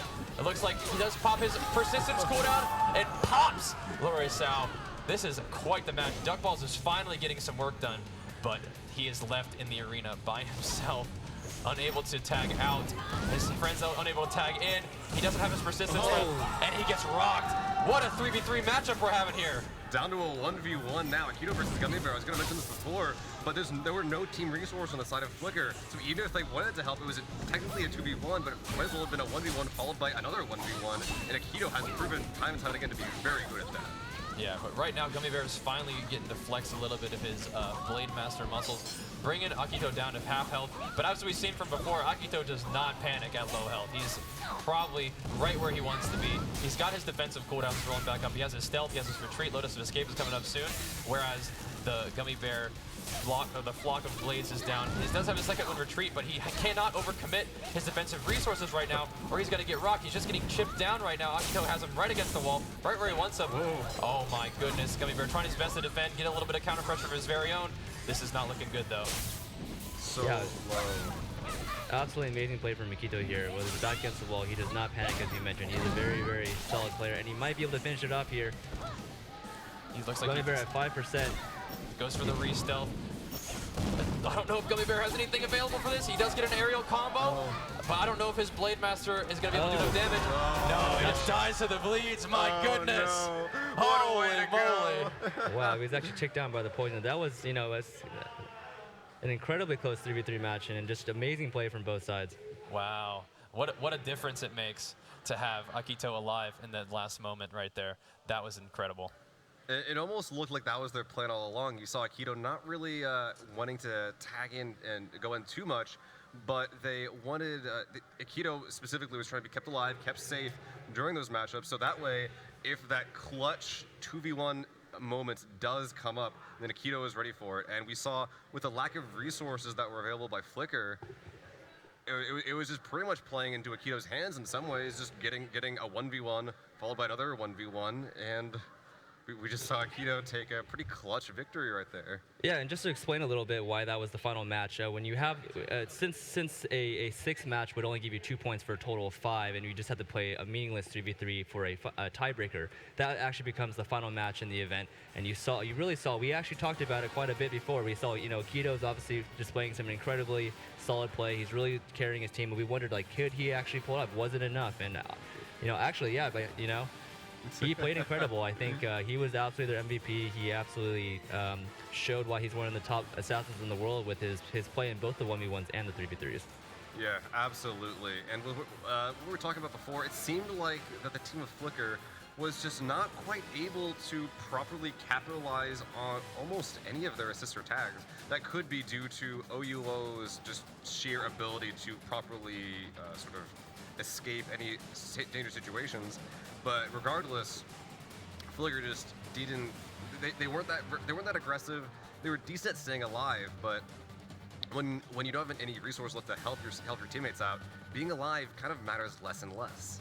Right, and I think yeah, we definitely saw a little bit of the economy battle versus the aggression battle there, but still very well played by both sides. And in the end, as you can hear the cheers back for OUO here, like they were just a little bit too much for them. Yeah, and a really funny thing that I saw in a lot of these matchups as well was Akito actually not ever tagging out intentionally, or like he was just forced to by the game. So Yeah. you can think about that as him just being forced out or economically using his tags, but it was just a little funny thing to see at the end there. Yeah, and in the end, he was just too much to handle. He was an absolute nightmare out there for the other team, and he really showed his knowledge of matchups. He really showed his ability to not panic in close situations, and that really pulled them out into a win. And that means they're going to be facing Hurricane once again, the team that just knocked them out to losers bracket in the winners finals. Yeah, and not to say that Akito did it all alone. In fact, we saw many good plays coming out of both of Cassis and Lori Sao. I think we saw like a 70% combo come out somewhere at this one point during that 3v3. So all of these players very good at when you need to get some damage out. Gosh darn, they'll get some damage out. Yeah, and I just have to give a big shout out to Flicker. They played very admirably. They're going to finish in 3rd place for this event, which nets them a good amount of fighting points and prize money. So you want to say very well done for them. And coming back here, we are setting up now for the winners finals, which is going to be Hurricane versus OUO. Yeah, and I mentioned before that I originally wanted Flicker to win, but after seeing OUO slowly but surely change their play style throughout the Hurricane match, we'll get to see that now. Yeah, absolutely, and we'll see. Yeah, and so we're actually going to throw it down to Bajira down at the stage with OUO. All right, thanks, guys. We're standing by with our victorious OUO team, fresh off of a very intense match. That one went down to the wire. I mean, but now you guys have a chance to face off against Hurricane once again. What's the plan going to this match the second time around? Well, we don't have a plan yet, but yeah, we are gonna try to make sure that we are not gonna make any stupid mistakes anymore. But we will try. Awesome. And hey, sometimes if you don't know what you're doing, how can your opponent know what you're doing? So that's fine. That makes sense to me. So now, as we were standing here and just getting ready to rock, you seem super excited about that victory. You got to be feeling good. Yeah, of course. Because that's my goal, at least. Because I'm trying to get #1 too. We are the #1 team in North America, I believe. And the guy who's definitely putting in some serious work trying to get you to that #1 spot, Akito, you killed it in that match. And in the very last situation where it was down to the wire, you had what it took to bring your team into the finals. How are you feeling right now? It's so hard. It's so hard to carry my captain. Yeah. Well, it may be a hard carry, but you definitely seem up to the task, and it seems like you got some awesome teammates. Then you guys are ready for your final match in the finals. Congratulations for making it this far, and definitely excited to see you guys continue to kick butt as we move forward. But once again, we're going to take a short break. Enjoy the little video moment, and we'll be back very soon for the grand finals here in Santa Ana.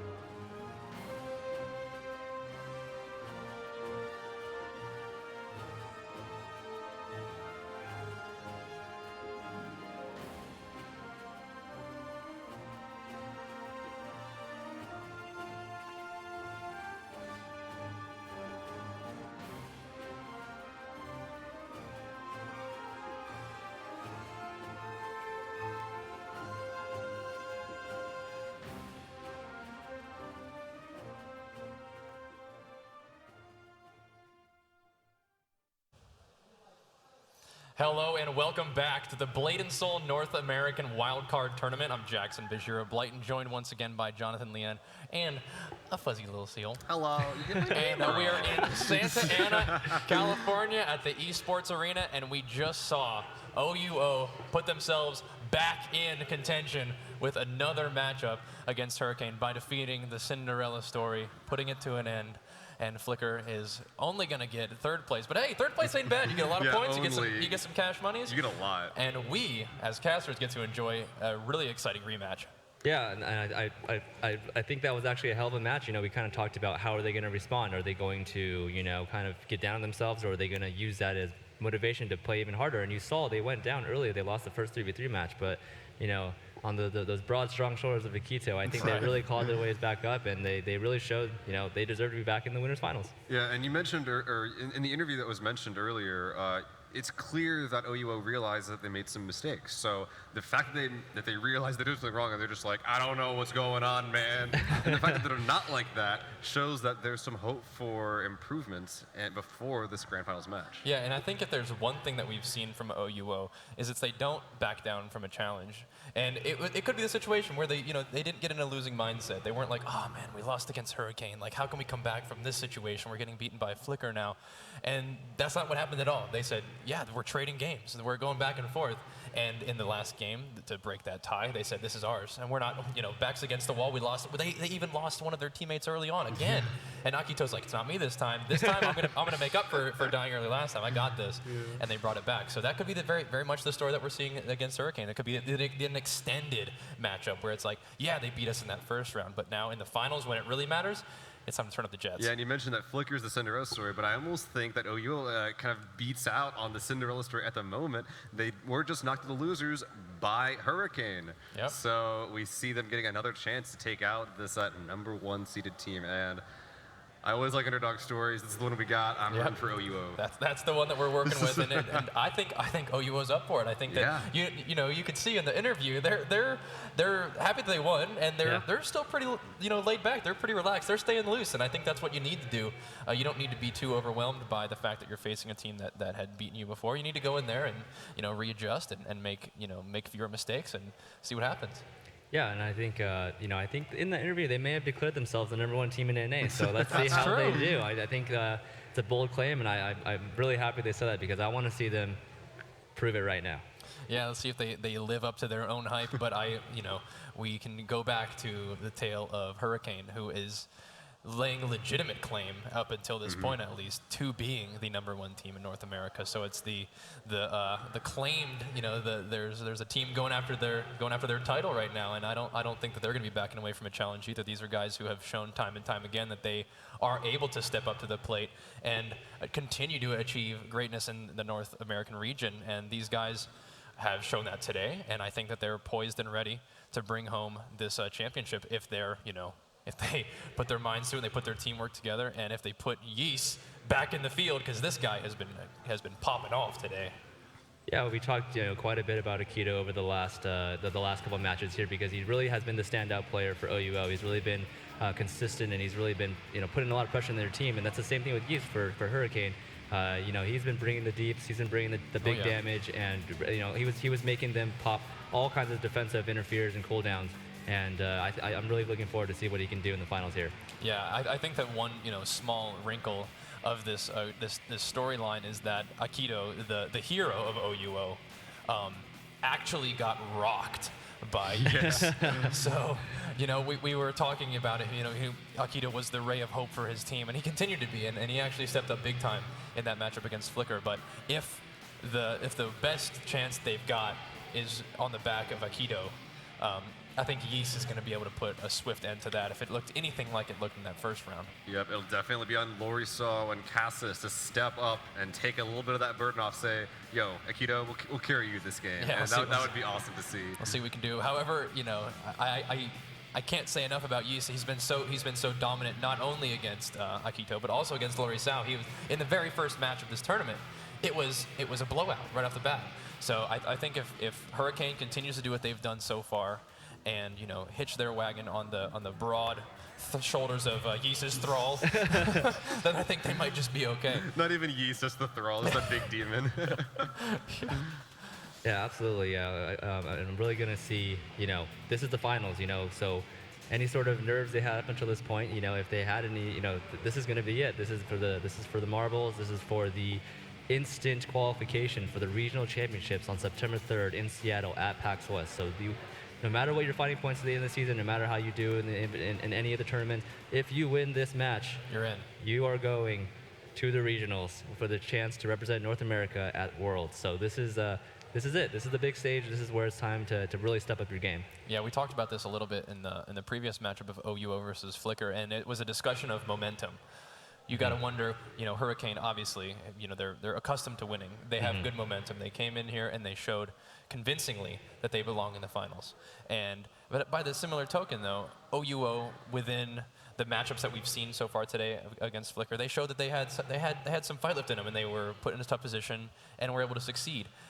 And if we take a few steps back to the first round, even though Hurricane was convincingly, victorious, I feel like the last game, the last match, that last 3v3 was by far the closest. So it seems like OUO might be building momentum throughout the course of this tournament. And if Hurricane isn't ready for that sort of thing, they could catch him off guard.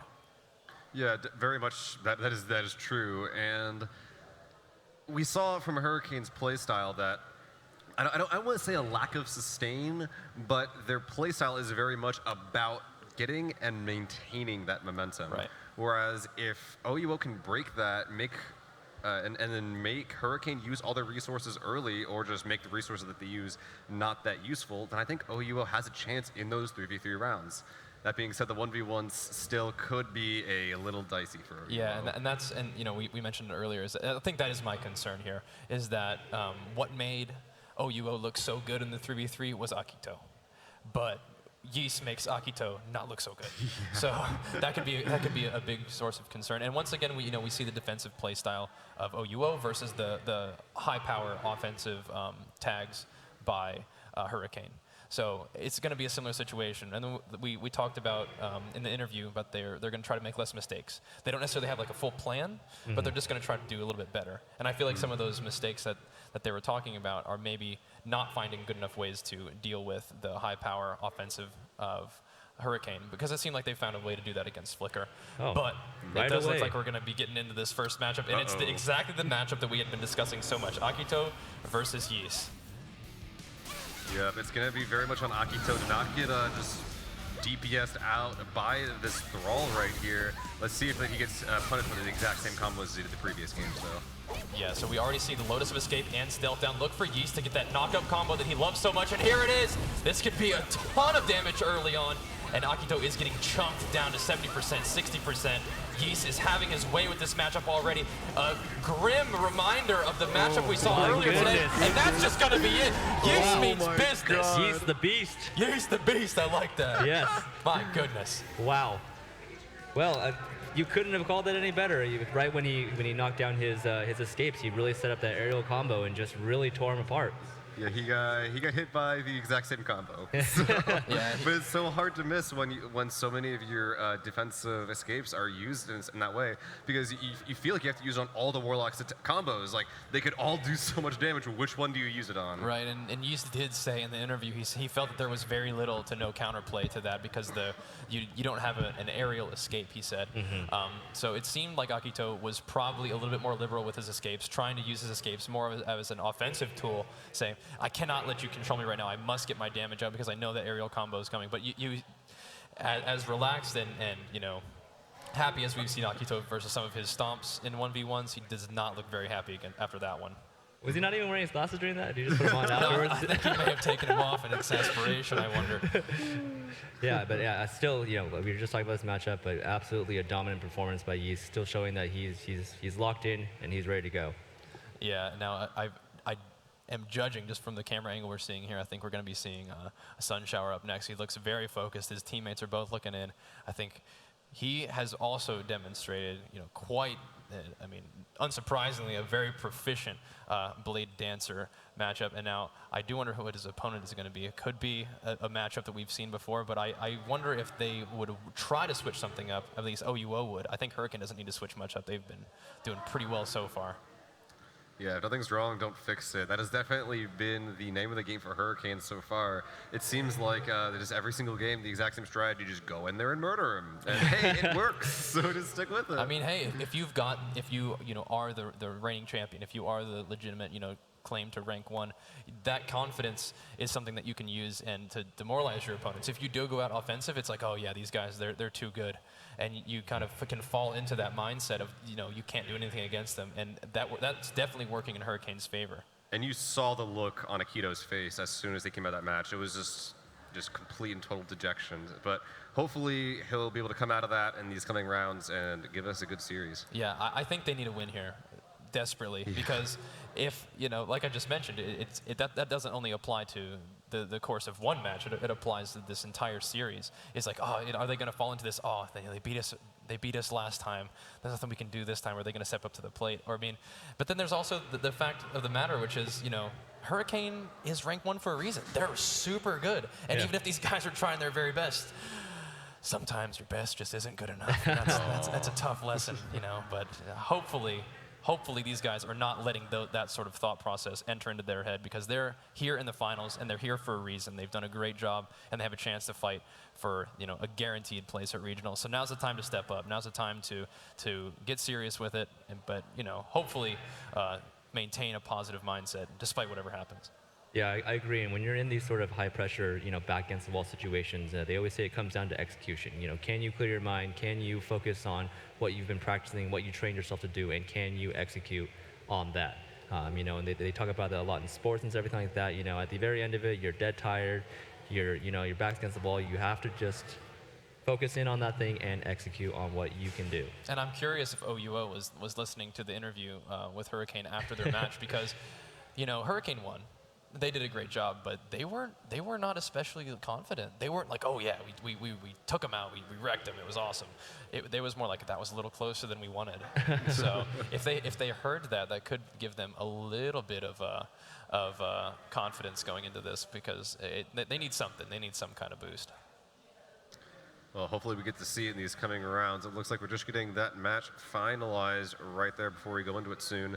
And this is a 1v1, and predictions coming out for this one. 1v1s have not been OU's strong suit versus Hurricane at the moment.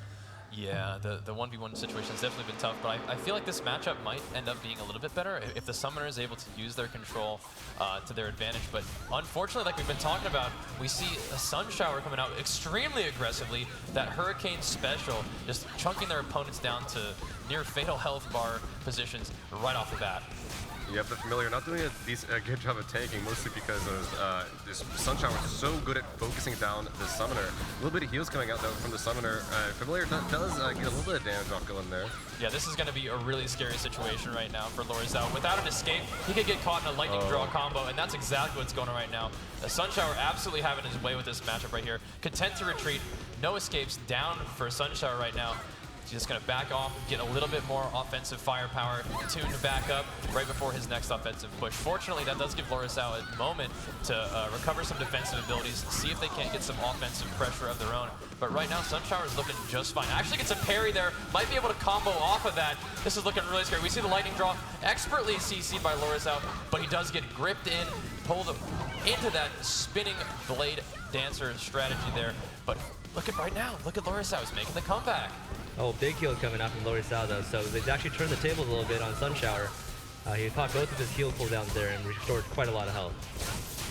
Yeah, we really have to watch out for a lack of defensive usage, and Sun Shower was definitely in the lead there, still has a hold of reversal and flock of blades there. I think, once again, he might be saving it for that devastating, that grapple combo, but he's doing so much damage with the arrow combo. If he lands it, he got the grapple, but it's not enough. The lightning draw. Down. Oh my goodness. What an incredible finish, and you really see there, some really expert play from both players. And usually in a longer, drawn-out match, the Summoner has more sustain, so they're favored. They have a little bit more tools. You saw Lorizao there healed at 55% from about 20, and usually in these longer, drawn-out matches, they have the advantage due to that.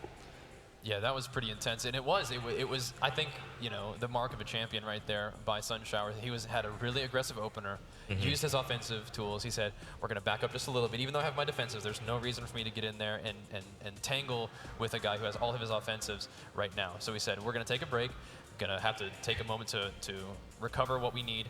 And even though his health dropped down, and even though the summoner was able to heal up a lot of health in return, he said, guess what? My cooldowns are back up. So yeah, they won the first exchange. Why wouldn't they win the second one? That's exactly what happened, despite the summoner was actually ahead there for a short amount in terms of the HP values, but just the aggression that came out was too much. Yeah, that was an amazing play there by Sunshower. He did have his escape at the very end there, so he was able to deal the final blow there and finish off Lorisao. But yeah, just a really big, crazy matchup back and forth. You know, it looked like Sunshower was way ahead, and then he popped those 2 heals, and he's like, nope, I'm ahead. Yeah. So it was really back and forth there. Gave him the summoner special. Speaking of the blade of the Hurricane special, he said, I'm gonna have to take me a little moment to recharge, but 50% health or not, you know, he got stuck in an aerial combo, and then expertly grappled what could have been the finishing blow. Unfortunately, it seemed like Sunshower, who did a really good job not overusing defensive cooldowns, just held on to those the entire time, so that when he did get grappled at the end, instantly broke it and finished him off with a lightning draw. So that was really, really patient, good gameplay by Sunshower. And now we're going to be loading up our first 3v3 of the finals. So this is, you know, 3v3s are obviously always a huge game. They're always super important, and it gives OUO a chance to actually tie the series. They lost the first 2 1v1s, but if they're able to take the 3v3, it's going to be 2-2. So this is a big chance for them to step up big time, and they're starting off with their guy, Akito. Versus Virus. So not surprised to see Akito coming out here, but like we mentioned before, the momentum of this matchup will be very, very important to determine how the rest of this 3v3 goes. Yeah, the classic assassin mirror that we saw early on. And we saw Akito winning this assassin mirror 1v1 earlier on, and I wonder if Virus is going to have to change up his playstyle just a little bit, hopefully catch Akito a little bit on tilt perhaps. And it seems like Virus is definitely out in the lead here. He's already got his opponent's stealth, he's already got his opponent's retreat. Having not used any defensive cooldowns of his own, Virus is looking in his element here, in control. Oh, and now he gets caught in a web, so let's see what Akito can set up off of this. We've played out a fair amount of this match. He did use his escape there, his stealth escape and his retreat. Lotus of Escape is available for him, but I wonder when we're going to see the first little assistance of this matchup, because they're both taking a little bit of damage here. But with the Lotus of Escape up for Virus and the Stealth Escape up for Akito, they probably should be okay. But we do see the assist here by Yeast, able to get a little bit of damage out, just scared his opponents a little bit. But right now, Akito has no defensives. He needs to be really careful. He's actually getting wrecked a little bit by Sunshower there. Fortunately, he's able to escape there without really using any abilities, and is able to turn the pressure back a little bit before Virus is able to connect to him. Once again, we're seeing swaps from OUO that aren't getting quite enough done. And he's just going to say, you know what, Cassius, take it from here, buddy. But Virus, with his stealth ability, only just now using his Lotus of Escape, is probably okay, but playing it much more sort of defensively, and I would say a little bit more smart, swapping out for Yeast. Yeah, and then we actually mentioned it a little bit earlier. Cassius actually plays 2 different classes. He's the only player in the semis and finals that actually opts to do class switches. He plays both the Blade Dancer and Blade Master. Despite sharing a word in their names, they play quite differently. Yeah, the Blade Dancer's a lot more offensive, but he's actually getting stuck right now in quite the combo. Even though he had his Lorisao summoner friend helping him out, Yeast is just absolutely tearing them up once again. Cassius is going to swap in as well. They need some help against Yeast. Yeast is destroying the enemy team right now. He does take a little bit of damage off of that, but he seems content to hang out in his little zone of safety. His Thrall is not going to be doing too much right now, but we'll see what he's able to get done on his own. Cassius finally closes the distance there, gets a deflect, and is going to tag out just for Lorisao right now. So we're going to see the combo of... Oh, never mind. We're about to see the pet battle once again. But we are seeing so many tags, so many assists right here. An aerial combo right now could mean the end of Lorisao, but he gets a little bit of help from his friend. The lightning draw comes out. We're going to have to see how this one goes for Hurricane right now, because they seem to be in fairly solid control of this match right now. Yeah, both teams looking for the advantage here. Both teams using liberal use of their tag-ins to try and open up the other team up, because we do have a couple kill opportunities available with Akito and Lori at fairly low health. Oh my goodness, Akito is still in there with no stealth, no retreat, and he has no Lotus either. What is he doing in there right now? He doesn't really have much of an option, and Virus might be able to finally take that assassin versus assassin vengeance that he so desperately wants. Oh, the stealth came up just in time for him to escape that combo. But Virus at the same time used his stealth escape and his Lotus of escape, and now he's facing a Lorisao with a devastating summoner grab combo. He wisely gets out of there in favor of Yeast. Yeah, when those assassin cooldowns are not up right now, they can't really do much. They have very little options. Now we're seeing this pet versus pet class duel going on right now. And the last time, Yisune was very much in the lead here as they were able to kind of like just spike out Lorisao. But Yeast is keeping their distance as Lorisao's environmental abilities are up and keeping them safe. Yeah, it seems like Yeast is fairly content to stay in, even though they're getting some assistance here. Lightning draw coming out from Cassis, not getting enough done. Yeast is just a tank.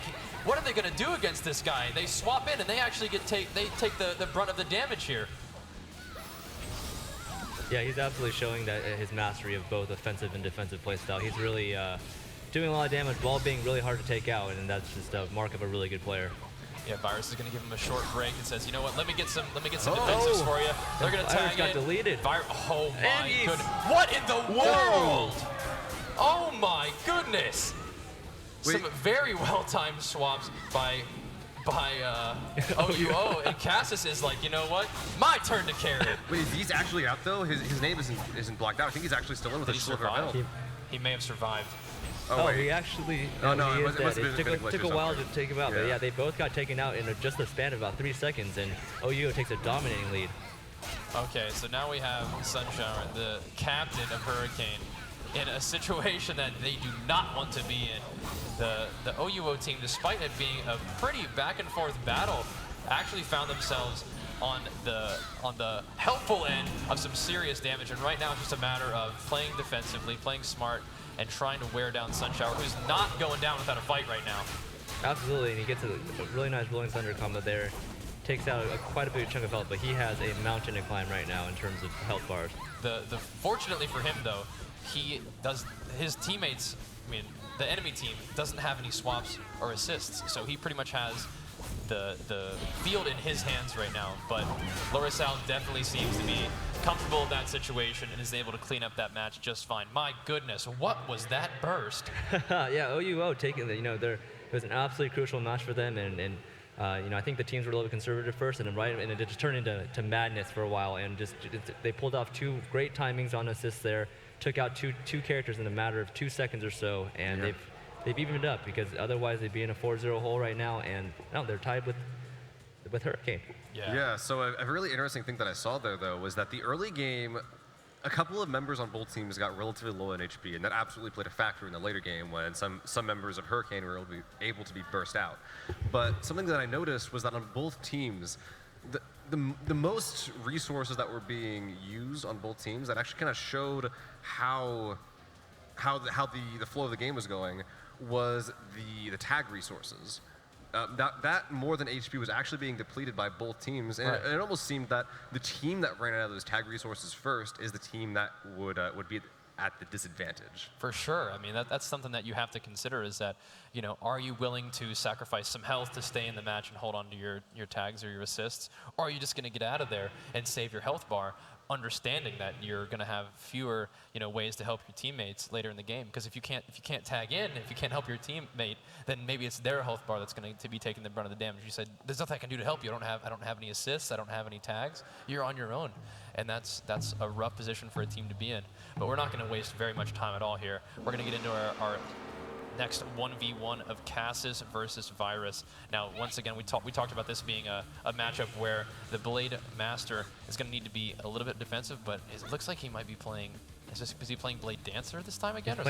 He's switched back to Blade Master. He's back to the Master. All right, so I think we saw this matchup before, and it was actually Akito tearing up a Blade Master. It seems to be a very similar situation here. Virus once again in his element, in control. We haven't seen Cassis use a single defensive cooldown yet to try to escape, but we talk about this so much, is he undercommitting resources? Yeah, he finally had to use it at the end there, but he had already taken the damage. Yeah. And Cass is absolutely in one-shot range at the moment, which is not a place anyone wants to be, especially versus an assassin who is so easy to find those combos with. Yeah, it seemed like he tried to get a little bit of something done. It was deflected by Virus expertly, and Virus might be in a position to close this thing out. Gets caught in a little bit of an aerial combo. If he can follow it up with the ground attack, it might be ideal. He catches him on the tech chase there, getting a little bit of damage, quite a bit of damage actually.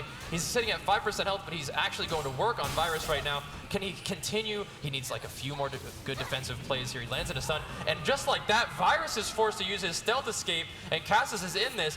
5% HP to 10% HP. What is going on in this matchup here? That was 100 to 10. That was a 9-second Oh right there. my goodness. Hurricane almost got in, but BM is actually able to use his escape to get out of that one. Yeah, and he's able to use his Hong Moon block here to recover quite a bit of HP, but Virus had him down to 2% at one point there. Yeah, don't look now, but Cassis has Flock of Blades up again, as well as his retreat. But Virus does have the Lotus of Escape as well as the retreat, and his stealth is coming back up. You can tell he says, I'm just going to play it nice and far away. My Lotus of Escape is close enough where I can combo off of that if I need to. I can escape. Okay, he puts it right in the middle of the map instead. Charges in, catches him in a stun, tries to get his counter up. Doesn't fall for the counter, though. This could be really scary. He has his Flock of Blades active. Tons of damage coming out right now from Cassis. If he can connect, he gets stunned though. This might be a chance for Virus to finish up. Expertly deflected. The Blade Master defenses coming in clutch here. 50 seconds to go, 2 HP on Virus. This is insane. Oh my god, Cassis knocked out, but actually is able to get back up. Retreat is available, and more coming back, and there it is! Finishes him off with a Z pull, didn't even have to pull him in, but wow, that was amazingly played by Cassis there. He was down to 2% at one point, and Virus just played an amazing defensive game. Waited for his cooldowns, and wow, pulled it off, and OUO takes the lead. Look at these guys. Look how focused they are. They are ready to go. They were a little bit relaxed, a little bit even silly in the interview, but that is not a relaxed, silly face right there. These guys mean business, and they're playing like it. Cassis got down to single digits HP multiple times in one game. That was insane. He had to hit every block perfectly. Yeah. Yeah, that was absolutely amazing. And just to explain a little bit about the setup here.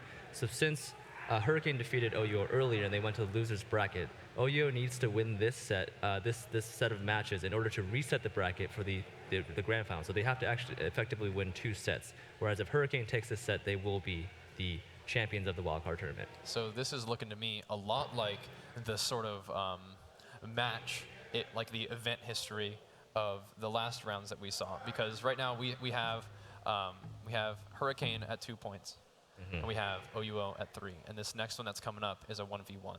Right. So if Hurricane is able to win this matchup up next, if I'm not mistaken, that next 3v3 is the decider.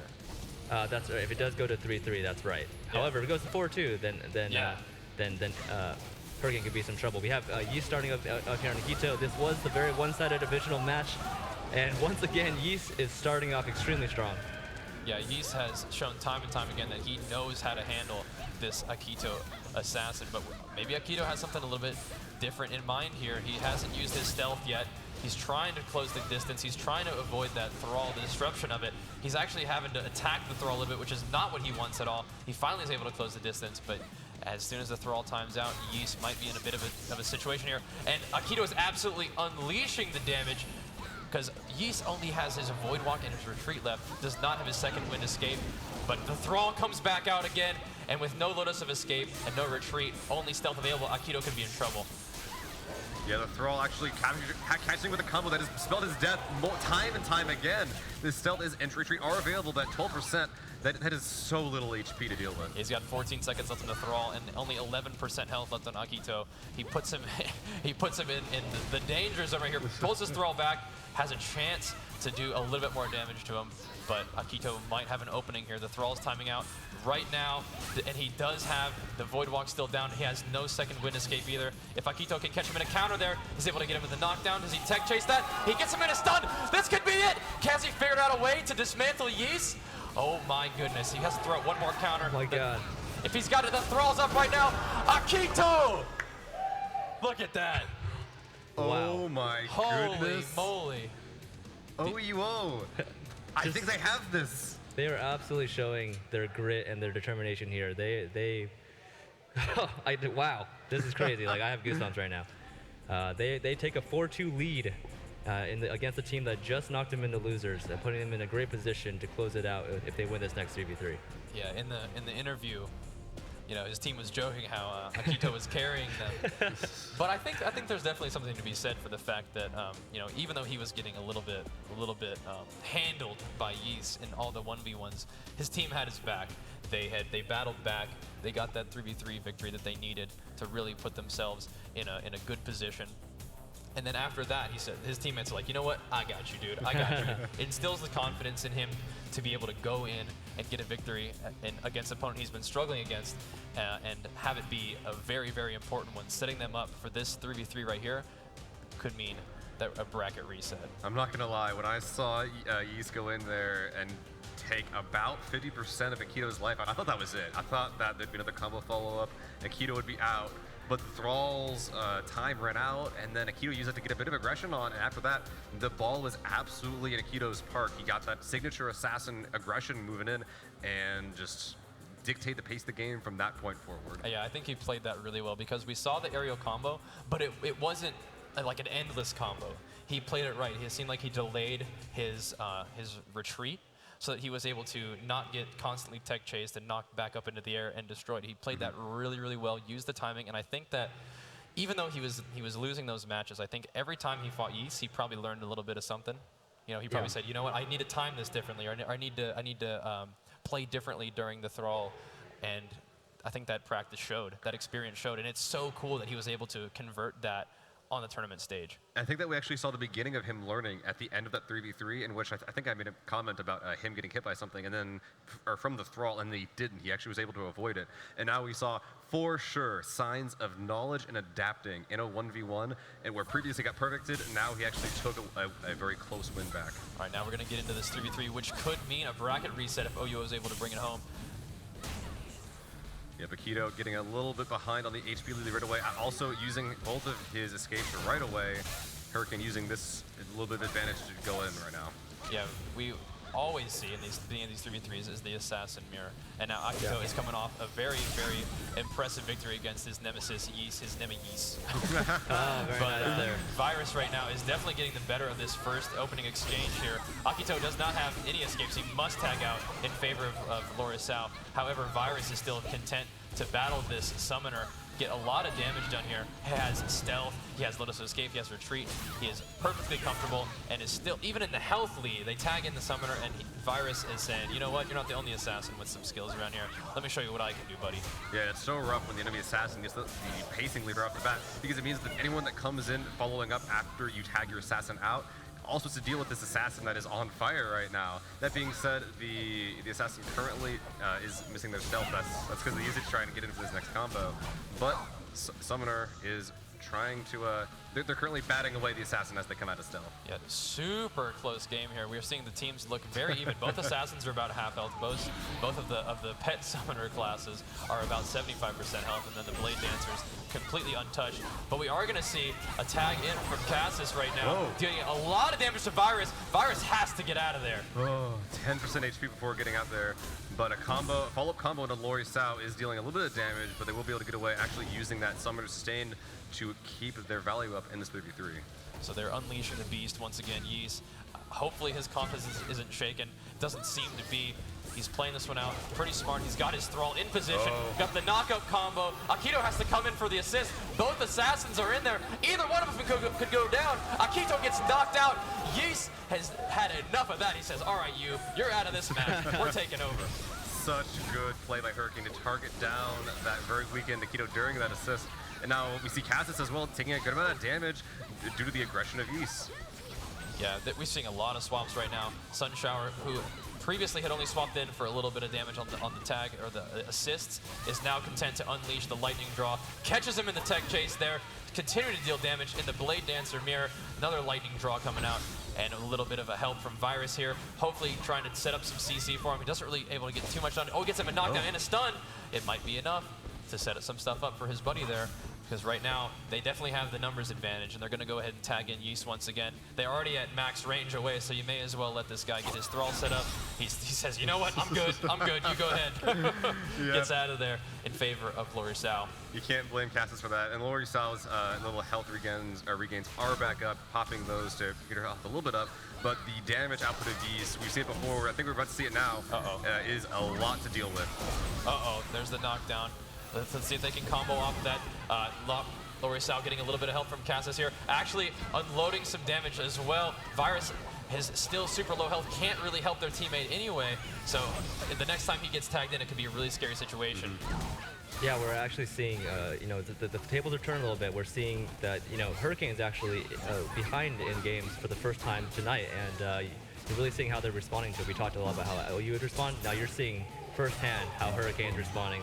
They're responding pretty well. That was a pretty scary aerial combo there that could have happened, but Lorisao expertly deflected it with a Pet's knockdown on Sunshower. Sunshower is content to stay in there. He doesn't have Flock of Blades, doesn't have his retreat, but he says, I do have an aerial combo. Let's see if he can get the ground combo. Oh, Lorisao comes in to deflect it. We have, oh my god, they had to tag in Virus. Virus needs to be very careful here. He has hardly any health left, and he's up against the class that can do a ton of damage very, very quickly. He needs to try to find a way to get some health back, and that's exactly what he's doing. He needs to use his control. Oh, he gets stunned there, uses Lotus of Escape there, sells his stealth escape, but he uses it just then. All he has is retreat. He's got to be very careful here against Lorisao. Yeah, his teammates don't have any tags left, so he's in here for good. Well, until now, he's able to get out. Hurricane side of Yeast coming out against the Summer. Once again, I feel like we keep seeing this Pet versus Pet matchup here. Yeah, right now, I think it's actually going a little bit in favor of Lorisao. His Pet is able to do some aerial combos, which we haven't seen much of in favor. He's instead of going for the grapple, he says, you know what, I'm actually going to show you a little bit of an aerial combo, Mr. Warlock. And it paid dividends. But I think we're just going to see Yeast wait for that throw cooldown and set something nasty up for him. Uses his throw right on top of Lorisao and the Pet. The Pet is able to escape, and Lorisao is able to get out of there as well. But we can look for Yeast to throw that throw all the way across the map, try to get that aerial combo that we need. His teams are so low on resources now, they don't have any song. Oh my goodness, Lorisao! Are you kidding me? That burst! Very good use right there, and it looks like Lorisao, actually just look at the tag resources right now. Yeast was the only one left that actually had any tagging resource right there, the assist. These two members, this is practically 1v1 territory at this point. Yeah, because Virus is still super low health. I think Sunshower is definitely going to have to do as much damage as they can here. Fortunately, they catch Lorisao with no defensive cooldowns, no retreat, no backstab. The cat comes in, tries to lay down a stun with the knockup, barely saves Lorisao. But for how long? Sunshower still has so much health, so many defensive cooldowns, just has to find the right opening. Gets a deflect and a knockup. This could be it right here if he can land the follow-up on the ground. Gets it! Lightning draw. Good night! Sunshower, the captain of Team Hurricane, battling their absolute best to keep their team alive in this tournament. My god, a huge lightning draw coming from Cassis, and he just deletes Sunshower. Oh, just asserts his dominance. This is insane. This is absolutely down the wire here. So Virus has been waiting this entire game to try to regen a little bit of health. Gets caught in an aerial combo. The Flock of Blades is used there, so there's going to be a lot of damage in that aerial grab here. Goes for the counter, doesn't get it, gets knocked airborne. This could be it for Virus. One lightning draw on the ground and it's over. Oh! He gets his stealth off, and he's barely alive at 5%. Oh my goodness, what a roller coaster motions this round is. Virus is still in this if they come in correctly. A small poke taking about 9% of Cassis' HP. And they're currently sitting in that little fog that's just healing them slowly, and they're going to take whatever they can get at this point. He's using his counters expertly. The lightning draw oh there my to live. goodness, counter the lightning draw, just like you said. Although he is so out of resources in terms of his defensives right now, he needs to play very carefully. Gets caught in an aerial combo here. This could be very scary for Virus at 13% health. This could just mean the end of it. He's getting every bit of mana. Oh my goodness. Absolutely insane play there. We reset saw the bracket. We saw Akito go down, and we saw Lorisao just completely take out Yeast. Oh my god, what a play. Holy moly. That's insane. Look at the determination on the team of OUO's face. Yeah, these guys are absolutely locked in right now. Oh man, we asked how they respond. They responded, and we are going to bracket reset, grand finals, Hurricane, OUO, who are 1-1 against each other. We're going to see who can actually pull it off to be the winners and get a trip to the regional championships. And we see the longer that OUO play, the more it seems like they're just learning so quickly as well. As we saw in the Akito matchup, and we saw honestly with every single member of OUO, every single match, they're all playing safer. They're using their tag resources better. They're just landing more combos in the team of Hurricane. It's almost like OUO has solved this tactic of mass aggression coming from Hurricane, and Hurricane might not have a response. Yeah, it's absolutely. We talked so much about early in the broadcast. How do you respond? How do you respond to losing? We got Ho combo, Ho Yes. We show Yes just completely deleting Akito in a massive combo here. This is the first match, and we saw this domination. However, when they had that rematch in, I believe it was the final 1v1 match, he came back, and they absolutely brought it back on him, styling. Akito showing him how he responded, how he learned from that, how he was not going to get caught in the same combo, and took him out in their second match. I'm sorry, I wasn't listening to a lot of what you said. That was too funny. They're getting hype up in here. Oh man, the memes coming out from production. Thank you so much for that. But yeah, it just, I feel like OUO, I feel like they might have solved Hurricane, and I think that for the first time in this series and in today's matches, we're going to see Hurricane possibly having to mix it up, which it's very, very hard when your strategy is simply just kill them, and that's solved by a team by a team whose strategy is to sort of CC and control the pace of the matchup. If the aggressors don't have the pace of the matchup and they don't have any other options because they're classes, then there isn't much left to do besides just to play exceedingly better. Yeah, it's that classic aggro versus control match you see in so many games, and I'm really, really impressed by how OUO bounced back. Took that game in the losers bracket, came back, reset the bracket.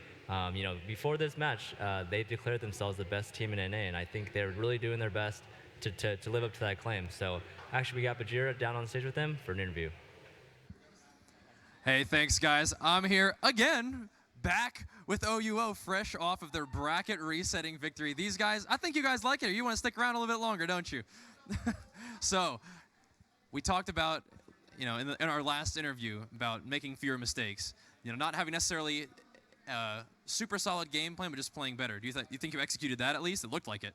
Yeah, we definitely tried and see not to make too many mistakes, and I'm glad that we did. We actually did. So, yeah. Awesome. So, and you, my friend, proclaimed that you guys were the #1 team in North America, and it seems like you mean business. That was a pretty convincing way to reset the bracket. You still feeling pretty good about it? Yeah, of course. I say we are the #1 team. We are proof it right now. And I feel like we're having a very similar interview, but Akito, we gotta talk again, man. We gotta talk again. You were struggling a little bit against Yeast, and your teammates had your back. Your teammates were able to get some victories that put you guys in position to win that 3v3. And when your team needed it, you put in work once again. I mean, I feel like you got a lot of people supporting you both on the team and in the crowd. How are you feeling going to this last match? I don't know how to say. I made a lot of mistake, but at the time my team carried me. Awesome. Well, sometimes you do the carrying and sometimes you get carried. I think that's called being a team. I think you guys are doing great. And in this next matchup, you guys are going to be playing for all the marbles for a guaranteed spot at regionals, the top cash prize money. And I cannot wait to get started. But before we do, we're going to take a short break and we'll be back very, very soon. Stay tuned and thanks for watching. Let's go.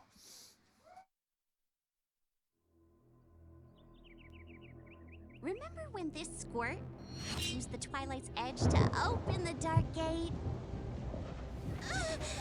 Remember that?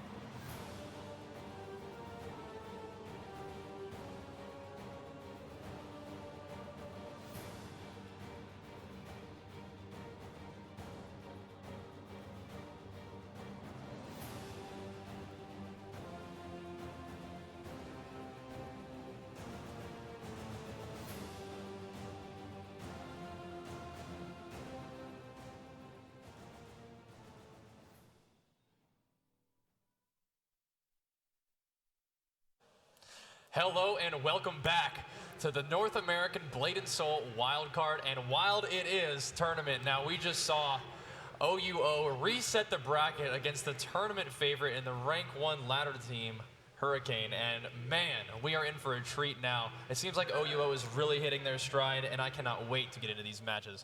Yeah, you can really tell that they've taken all the experience they've had from both winning and losing and applied it. You know, they looked at their matches, they looked at the mistakes they're making, and you see they've really adapted and stepped up. Yeah, these players are evolving and learning and adapting before our eyes, which is exactly what we said needed to happen. They needed to bring out something special. And this tournament environment, this LAN tournament environment with the crowd cheering for them, you know, with them stringing, you know, together consecutive victories in the moments that matter most, like that's got to be inspiring to them, and it certainly is a lot of fun to watch. And you said that OUO is adapting, and it's so awesome to see a team that in the previous match they were getting stomped, just to put it plainly. Yep. It almost went a little bad for them, especially when that Warlock almost got like a 100-0 kill going. But now we're seeing almost the exact opposite. And it seems like Hurricane doesn't quite know how to solve this newly found really decent control game that is coming out of OUO. Yeah, I feel like, especially in that 3v3, where we saw, you know, Hurricane really come out offensively in the early matches, earlier on in the tournament, and it just seemed like a whole different matchup at the end. It seemed like OUO was, you mentioned this, you know, during a break, it seemed like it was actually a stomp the other way around. Yeah, they've actually got a different set of lead players this time. They don't have Akito starting out. They have Lorisao playing on Summoner. Interesting. So it seems like, I mean, we've seen the Assassin versus Assassin mirror every time, you know, this series starts off. So I wonder which one decided to make the swap. Yeah, it's a bit of a surprise here, but we'll see how the different dynamic works out in this final matchup. Yeah, because we know Lorisao can definitely do some serious damage if they are able to catch their opponents in that grapple combo. But with Stealth Escape and Lotus of Escape, it can be tough to land that. And in a long, drawn-out battle, you know, I do wonder if the Assassins can be able to get the setup they need. Okay, we did see the grapple combo just then, and Virus was able to get out of it and deal quite a bit of damage in return to Lorisao. That being said, some good heals coming out from Lorisao do bring them back up a good amount. Backstep is available. They're used to get out of that combo right there, though. Yeah, that explosive technique is actually cleaving down Lorisao and the pet at the same time. Virus has found some tactics against the Summoner that I think that I wouldn't be surprised if he, you know, was thinking that this might be one of those matchups that he was favored for. Absolutely, you see him bringing out the Bombardier, as you mentioned, doing the AoE damage. The cat is actually at 25% health, so it, you know, it is curled right now in a defensive curl, but you know, putting a lot of pressure on Lorisao. Yeah, we know Virus is a player that's, you know, playing for a very long time, but does get stuck in that grapple combo. And this is exactly what we were afraid of for Virus, is that in an instant, his HP bar just evaporates, and this is a much closer game than it was just only moments ago. Yeah, burst damage and burst healing coming out from that Summoner. They must have recovered about like 60% of their health bar this entire fight, and they're not looking to stop anytime soon. Virus now brought down to 11% HP and dropping it pretty fast. That's got to be demoralizing to have played a pretty cagey game the entire time and then get bursted down in one combo while your opponent heals themselves. With a minute left to go, Virus has to make something happen here. Yeah, something very aggressive, and this Lorisao is not stopping the healing. 1% left onto Virus, bringing it back very slowly. The Brett brings back 20%. He has a chance. Holy moly, how did Virus find his way back into this match? He's got it! He's got the combo! Lorisao escapes. He does get the counter. Can he finish this off? Lorisao does heal back. 30 seconds left to go. And he does it! Virus! Virus comes through in the Looking clutch. like a cool customer right there. My goodness. I think he took his jacket off. I think that was it weighted? Yeah, he's taking off his weighted clothing. That's what that is. He says, all right, I guess. Wow, that was pretty intense. And that was another one of those very back and forth games where Virus came out swinging. Lorisao caught him in a combo that nearly spelled doom for Virus. However, he hung in there, made it work with how much HP did he have, like 2%? Oh my god, yeah. I think he might have been not even 1% at one point. And at that point, the cat had already healed back to 80%. You said it was, you know, that's very demoralizing, but wow, pulled it off with some absolute clutch play. Yeah, you cannot give up in those situations. You just can't, because Virus knows that you have to trust in your own ability, and that's what he did. He caught some really nice counters and kept himself alive, was able to heal himself back up to 20%, which just gave him enough to feel comfortable to go aggressive, and that aggression spelled doom for Lorisao, who had been playing a pretty solid game up until that point. And Lorisao had been, it seemed like from the very beginning they were dealing with the aggression of Virus pretty well, definitely better than they had in any previous matchups.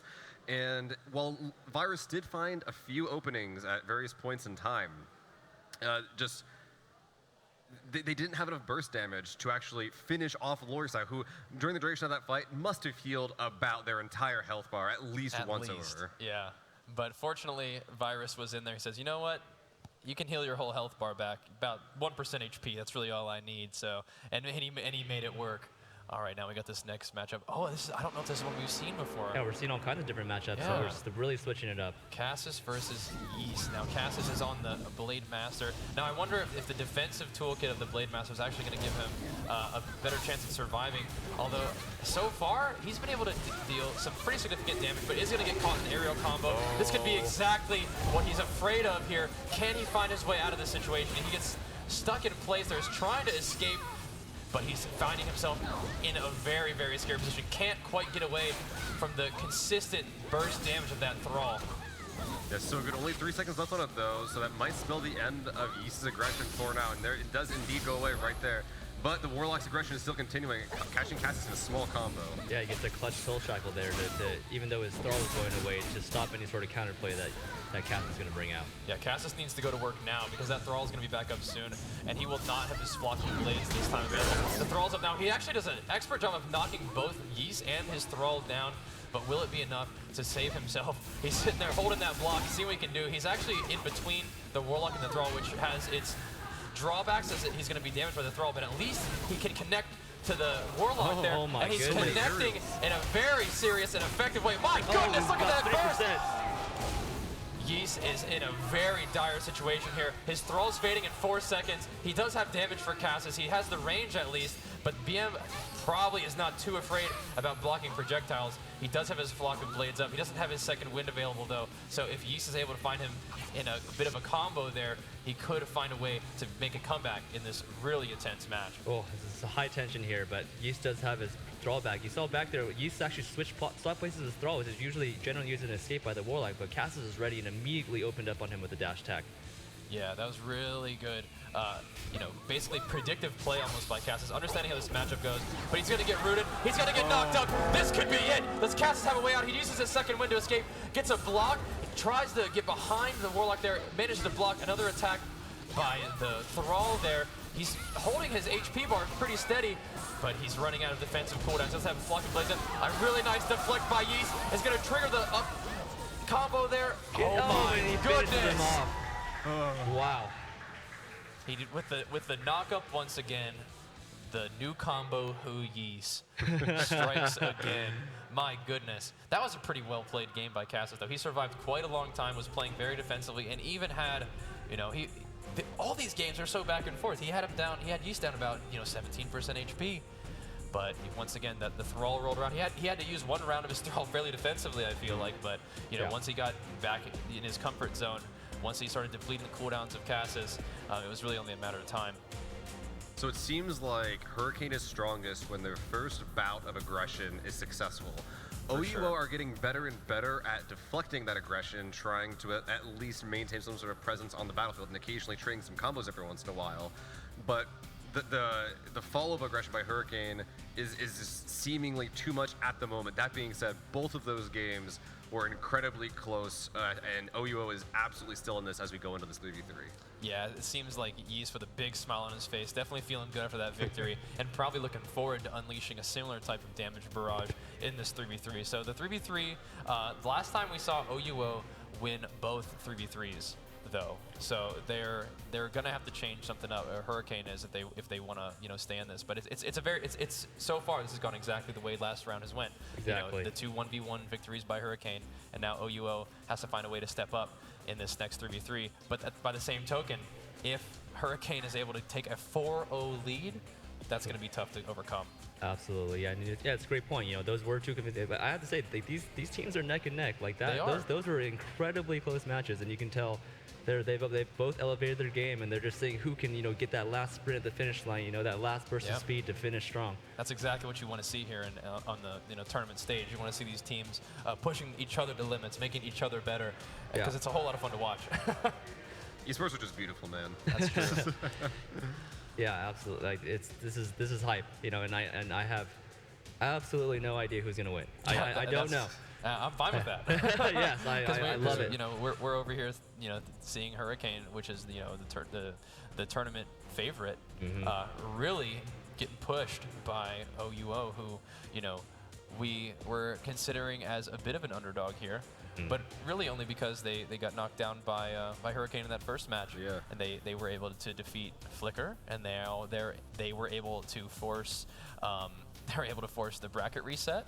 So and in a similar way, I mean they're really in position like they were last time, but we'll have to see how this 3v3 goes, because the 3v3s are so important in this format, worth 2 points that you can say, what, whatever, we lost those first two 1v1s, we're in this, let's focus up, let's work as a team, let's win this 3v3 and put ourselves in the position that we want to be in.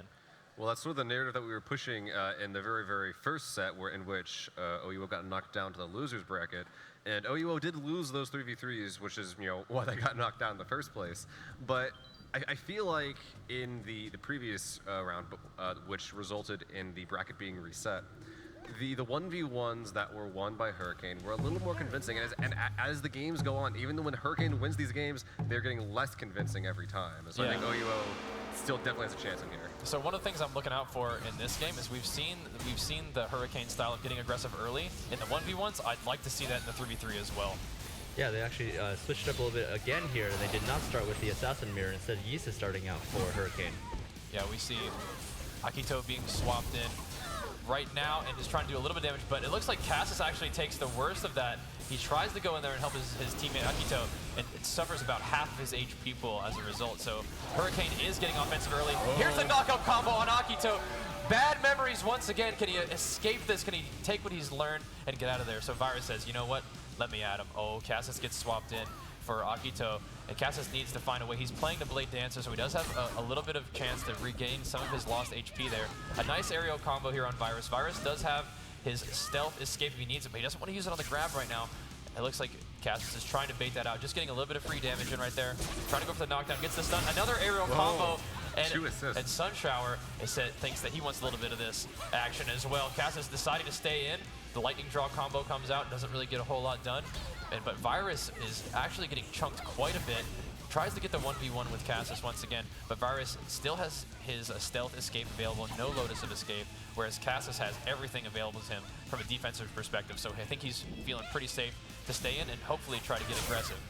Yeah, Virus, now that most of their defensive escapes are back up, using this opportunity to go be a good bit aggressive going in there, but Cassis is dealing with it pretty well, able to get out a lot of that scot-free, and Virus takes that as a cue to trigger Yeast in.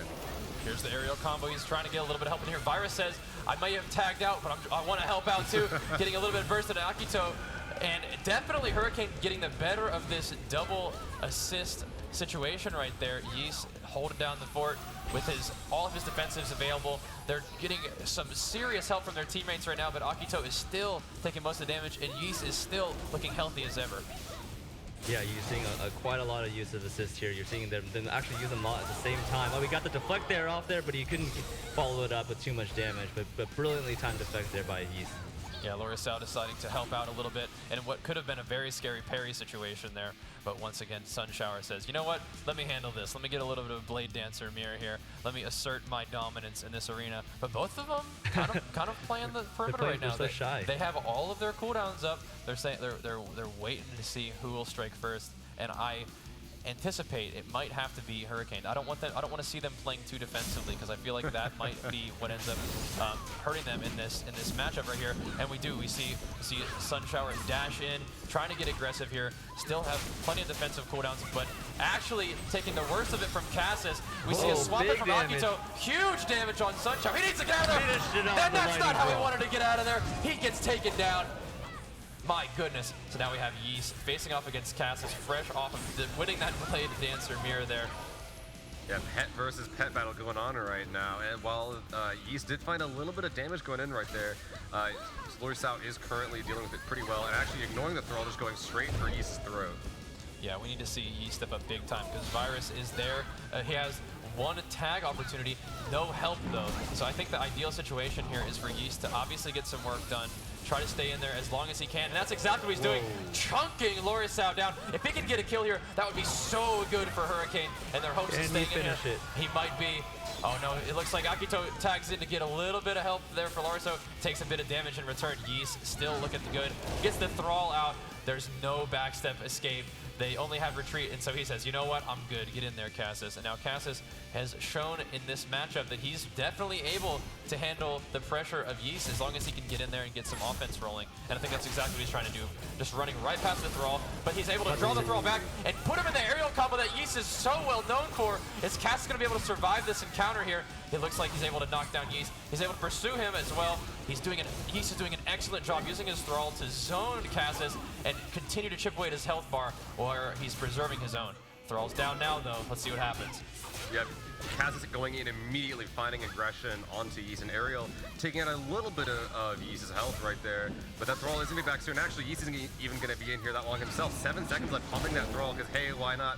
Might as well play a little bit safe and see what damage they can find in the time they have left. Yeah, he's going to get swapped out here for Virus, which really isn't even bad. Virus does have a tag available. If he needs it, he can get out of there. And look at Yeast. Yeast has 3 assists available.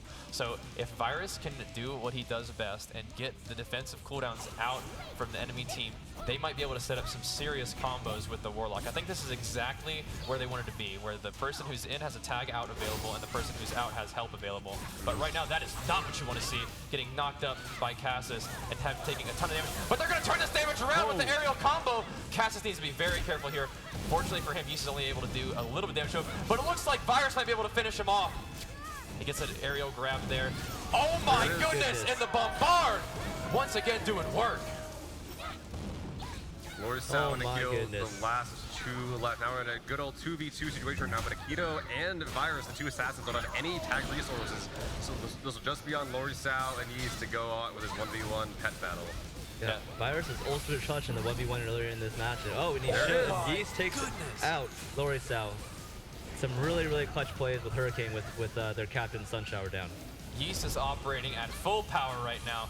Facing against the assassin, he's been able to do some serious work against, although Akito has shown us he's learned how to play against Warlock a little bit, but will it be enough? Yeast still having full health, gets him in a combo, he brings him back in with the stun, and that's it! Wow. Yeast bringing his team back around and putting them in a convincing 4-0 lead. Once again, a very tough game, a close game, and a game that Hurricane was down early in, but they brought it back on the shoulders of Yeast and his brave and powerful Thrall. Yeah, I really want to call out Virus. He was, like I mentioned, he's super clutch in the game early in the set, and he was really clutch there. You know, didn't have the biggest health pool, went in there, you said, what do you like to do best? He baits him out, got the combo help from Yeast, and you know, they were, even though they looked like they had less health, they were in a position to succeed still. Yeah, right now we're seeing OUO looking a little bit worried. A little bit worried. Hopefully not. They're you know, we know better than to count them out, I think, at this point, for sure. But they're definitely not in the position that they probably were hoping for. Whereas we take a look at Hurricane, and they're smiling. Yeast is definitely smiling. He's feeling good, and he should be. He's been doing an amazing job this entire tournament, and has definitely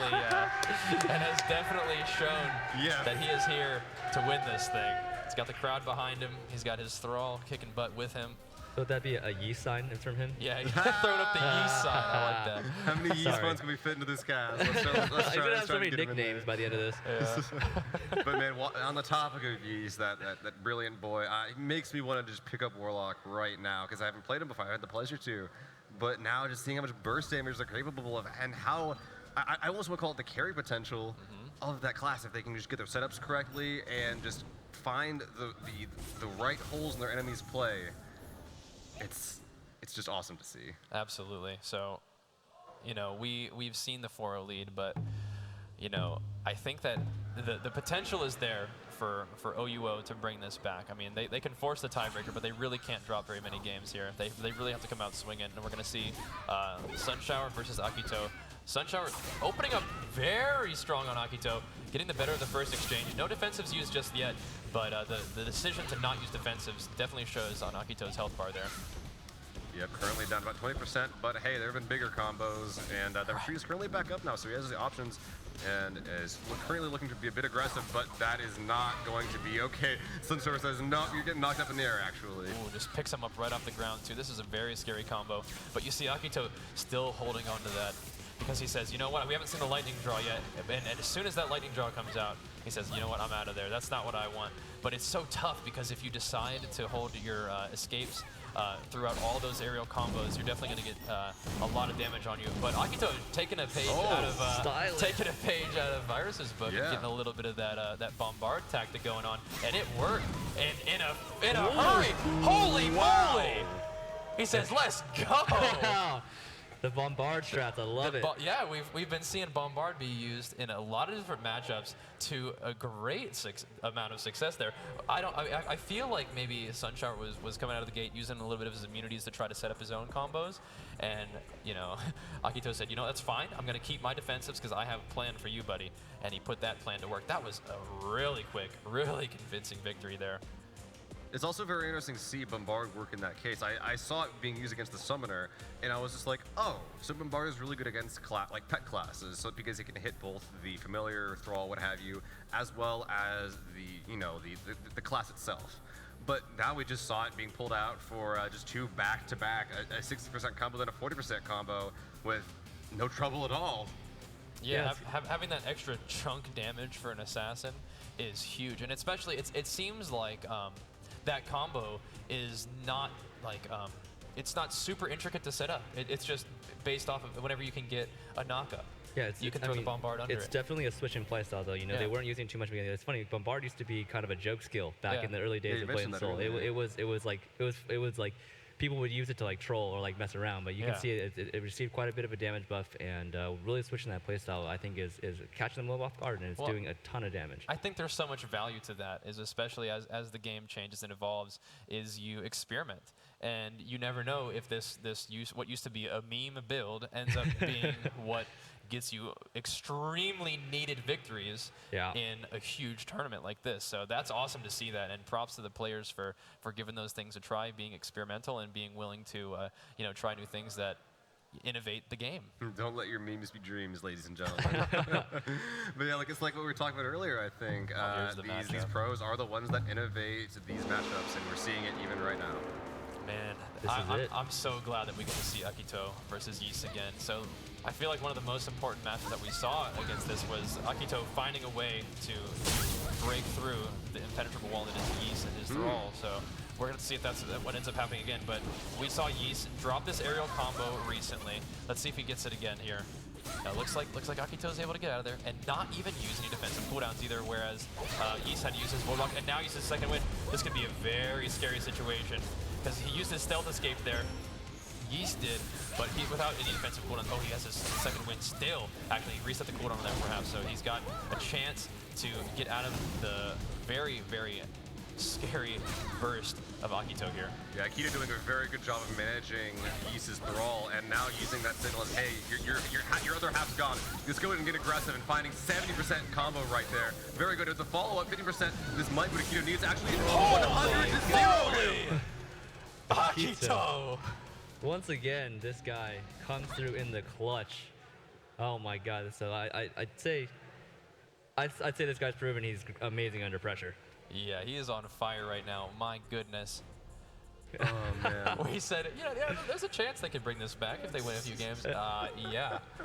Okay, so now what this means is we're going to our next set of three. Oh our my next God. set of 3v3, that is. Right, and this being a 2-point match would be championship point for Team Hurricane here. If they do pull off the 2-3, that'll give them 6 points and a trip to the regionals and $4,500. This is just so crazy in terms of how we were talking about this matchup. It's like, oh, you gotta just hope for the best. You know, sometimes your best isn't good enough, and here they're like, our best is fine, buddy. They are here and they mean business. But and it's what's so crazy is that now I feel like we're talking about like what can Hurricane do. Like, they definitely won the first 3 matches really convincingly. Like, I mean, it was close, but they did a great job and they closed it out. They executed their strategy just like they wanted to. But what is happening in these other matches?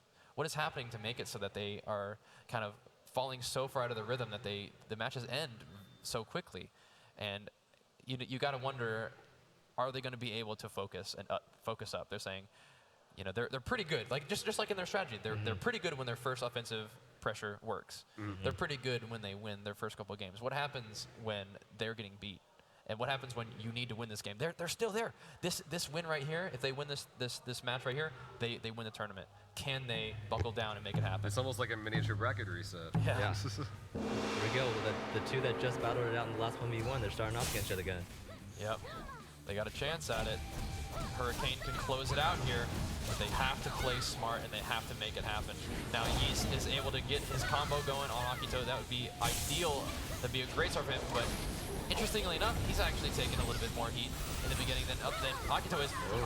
Right as I say that, it looks like Virus swaps in and gives him a little bit of a sass and help there, and Yeast is actually winning this exchange pretty well, forcing Akito to use his Lotus of Escape, get that re-stealth going, and retreat.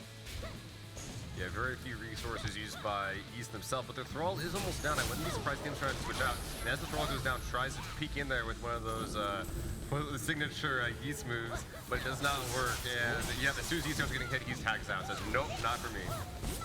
So now Sun Shower is ready. It looks like Akito has no cooldowns up. Lotus of Escape comes up just in time, but Sun Shower is going to try to go to work here. They're just dashing in tandem right there, really matching each other move for move. And Akito says, all right, let's go ahead and get this Blade Dancer matchup going again. Well, for 5 seconds anyway, Virus is brought out. Virus says, I'm ready.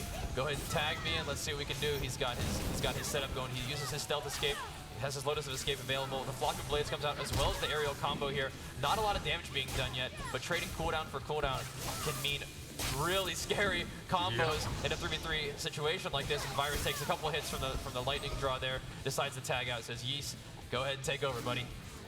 All right, let's see. We know what he can do, and right now, this is really the time to step up and put your team in a position to win. He's trying to set up for this. He's sitting in his little zone of safety, but is actually pushed out of it. He brings his Thrall in, and can he get the aerial combo he's looking for here? Looks like his Thrall gets sent down, and actually Cassis is able to heal up quite a bit of health, and the Thrall really only has 7 seconds left. They tag in. Right now, Akito is actually going to take a little bit of heat from this. Let's see if they get an assist in there to try to do as much damage to Akito as possible without his Stealth Escape down. And instead of that, they just say, all right, Sun Shower, you're in. Let's play this a little bit defensively here. Yeah, just trying to be a little bit aggressive here, actually, as the cooldowns of Akito are currently off. Sun Shower cross map as Akito is just saying, nope, nope, nope, just wait for my cooldown. He's actually just noped out of the game for a little bit. Yeah, so now we have Lori Zhao, who's done an excellent job landing those summoner grapple combos. That she has a little bit of work to do first to try to get through Sun Shower's cooldowns here. But Lori Zhao is actually going to get knocked in the air with the aerial combo. Virus comes in for the tag assist there and gets a little bit of work done on Lori Zhao's health bar. But it looks like he's not too worried. He really needs that grapple combo. There's no Lotus Escape, there's no stealth. Can he land it right now? That would be so good for him. He actually is able to get his Invis off as well. Still takes a little bit of this damage in stealth. It's crazy that Virus is still in here right now. He is definitely in a really risky spot right now. If Lori Zhao lands that combo, he's going to be able to unleash probably near fatal damage to Virus. I don't know if he should be letting this time out like this, but I'll trust him. He's got his pet in defensive mode. He is able to escape out of that. Let's see if he goes for the grapple soon. He lands the counter. He's able to get behind Lori Zhao and do a ton of damage. Lori Zhao says, you know what, good. I'm good. I'm going to swap out. Yeah, you did some really, really amazing avoidance of the knockdown there by Virus. And you also saw more of their coordination and team play there. He comes in with the blue buff. They have that buff, the buff coordinated, and we're able to get some good damage out. Yeah, there's very few tags available for either team at the moment. Akito is using his last one. It tags right to Lori Zhao back in. Interesting. Yeah, looks like we're getting that good old assassin cloak game going on right now, just trying to avoid all the attacks of the summoner. However, the longer they play back, the more the summoner will get to heal, so Virus is going to need to be aggressive soon. Yeah, Larissa's definitely trying to get some healing done right now, but I'm really looking for this grapple combo because Virus is helping. Wow. Both Larissa and Virus taking a huge amount of damage, although Virus is able to actually heal it up as if he were a summoner there. There's no stealth cooldown available for him. He has his Lotus of Escape up as well, but without the power pounce, he's not really in that much trouble right now. He's gonna go ahead and get some help from Akito here. Let's see if they can land a combo. Virus has 8 seconds to survive, and if they're able to time that out, then they get a free tag out. Oh, he used his tag with like 5 seconds left. My goodness. Let's see how this goes. But he does have 1 extra available, so having those used oh my goodness, is that it? This could be it. Larissa is taken out. Akito's in against his nemesis Yeast. Yeast came in with full cooldown, full health, and just unleashed. Yeah, that was a long time coming. They had a lot of setup to try to get that combo right now. But look at Yeast right now. No second wind available. And we know what Akito can do, and his enemies don't have defensive escapes. Oh, we're gonna get the aerial combo again, and he's done! Holy moly! Once again, Yeast dropping his combo that he's known for now. It's all up to Cassis, but he's got 3 full health opponents to get through, and there's help available as well. They got through his reversal. Flock of Blades is available, but once again, Yeast dropping the aerial combo. Is this the end? He looks like he's setting it up. He wants it. I don't need any help. He says, I'm taking this tournament. And just like that, Hurricane close it out, becoming your North American Blade and Soul Wildcard Tournament champions, getting an instant locked-in spot at regionals and 4,500 cash money dollars for kicking butt in Blade and Soul. Amazing. Absolutely an incredible final set there. You really saw all the players, just dig deep and really find what they had left in the tank. They've been here all day. They've been playing, tons of games, and you just saw they absolutely came out and they delivered. Congratulations to Hurricane, the winners of the North American Wildcard Tournament. Yeah, and I feel like, I almost feel like we cheated Hurricane somehow because we spent so much of the tournament talking about OUO, saying what they had to do and the kinds of situations that would be required for OUO to get the victory. And despite almost making a huge upset, OUO is eventually taken out. And I think that actually, by the end of that set there, Hurricane did just as much adapting as OUO did. Yeah, absolutely. We wanted to, we wanted to see, they obviously won the first semifinal there, and we were wondering, is Hurricane going to be tested? And they absolutely were. Huge props, huge shout out to OUO. They stepped up so hard coming back from losers bracket, resetting the bracket. They played phenomenally, and in the end, though, Hurricane just proved to be just barely. And those games were so close. They just barely pulled it out. Unbelievably clutch plays. Yeah, and second place is still great. And just thank you so much to both OUO and Hurricane for giving us a beautiful series. So back and forth, so dramatic, so esports. Yeah, that bracket reset, I was pretty hype up here. Like, you guys couldn't see us with off camera, but we're all like jumping up and down and stuff. We're getting hype over here. My fists were pumping. So it was amazing, and just really happy. Couldn't be happier. It's a great tournament. Yeah, and a great game as well. Thanks for making this game, man. Yeah, no, you're welcome. Oh man. Yeah. So as we mentioned, OUO is going to go home with quite a bit of chunk of money as well. I believe like $3,000 as well. Second place will net OUO not only 500 fighter points, but also $3,000. So definitely a very respectable sum of money for the members of OUO. Meanwhile, our first place victory holders, Hurricane, will not only be getting $4,500, but qualification for the regional championship.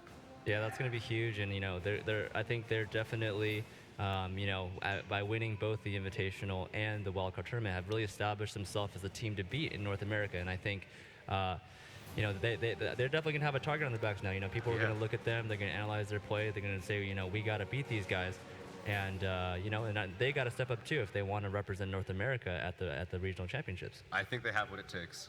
Yeah, they played great. They really showed how skilled they are, both as individual players and as a team. Mm-hmm. And with them right now, we have Bajira. All right, thanks, guys. I am here with our tournament champions, fresh off of quite the series. Quite the series, I must say. So, to put that in perspective, you guys have a guaranteed spot at regionals. You get to represent North America, hopefully, if you guys make it through there. And also, a cool chunk of change, 4,500 to split between the three of you guys, as you prefer. Between Yeast and Yeast over here, but between Yeast and his thrall, they're splitting the cash money between them. But anyway, last time we talked, I think that the context was that was a little closer than we would prefer, and I feel like that might represent this series as well. But it was an awesome one. And how did you guys keep your composure when the bracket got reset and you guys were getting pushed to the brink a little bit there? I don't know. We just always have been like a calm, level-headed team, I think. And just the key is just to keep talking, keep staying positive, and just be as confident as you were even before the first set. Awesome. Yeah, it showed. You guys worked really well together as a team, and we talked a lot about you, Virus, being the sort of the anchor that sort of held things together, especially in that 3v3 situation. What was your objective in the 3v3 that really allowed you guys to make that really strong second sort of, I guess, the final round comeback there? Well, so basically my role on the team is to be the assister. So I usually just assist with my blue buff, and like the thing that I think I've been doing well at least is like basically we aerial cheese them, and then I try to stun whoever tries to come in to assist, so they have to tab and then they have to save, and I did it a few times. But other than that, I feel like I didn't play very well, and I got carried by Isuni.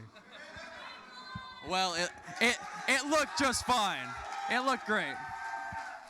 Get over here, Yi. So, as you can hear, the crowd is pretty pumped for how well you played here today, and you definitely put on quite a show. The aerial combos were menacing and definitely caught the enemy team in some pretty rough spots. You got to be feeling good, man. Yeah, I definitely feel good, but I know I've been making a lot of mistakes, and I still have like a lot of room to improve. But for this win, I have to give it to Virus and Sunshower. Without them, I wouldn't be here.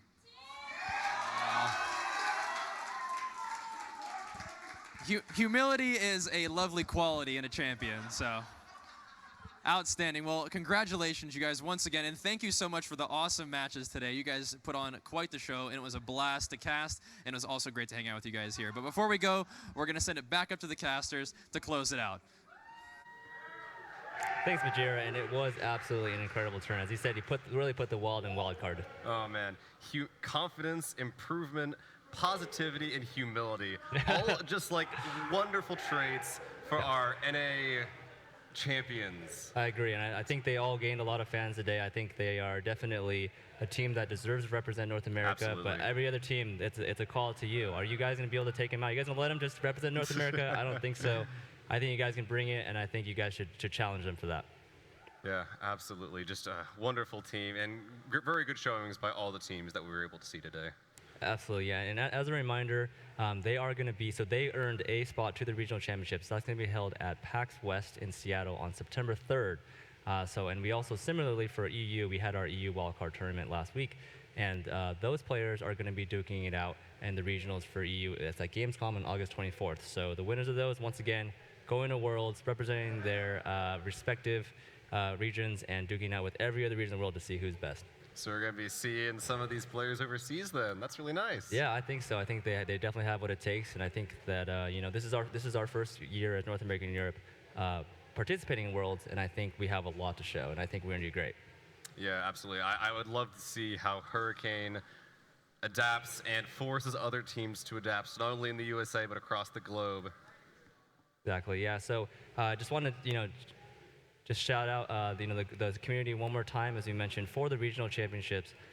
We were able to raise, with the community's help, $330,000. It's an amazing prize pool for the EU and North American regional championships. So I just want to say one more time, thank you so much, community. Thank you for your love and support and helping us build this program into what it is.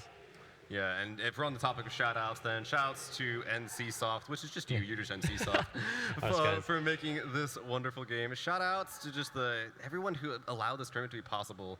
And for a little bit of a personal shout-out, a little bit selfish, shout-outs to Legion Esports for getting me here. It's only thanks to those fellows, which are also part of the BNS community, that I was able to get here today. So thank you, just everyone who allowed allowed this tournament to exist, and for me to come to this tournament because I'm selfish. Yeah, and thank you very much for coming all the way out here and casting for us. You know, I want to definitely give a shout out as well to NCSoft.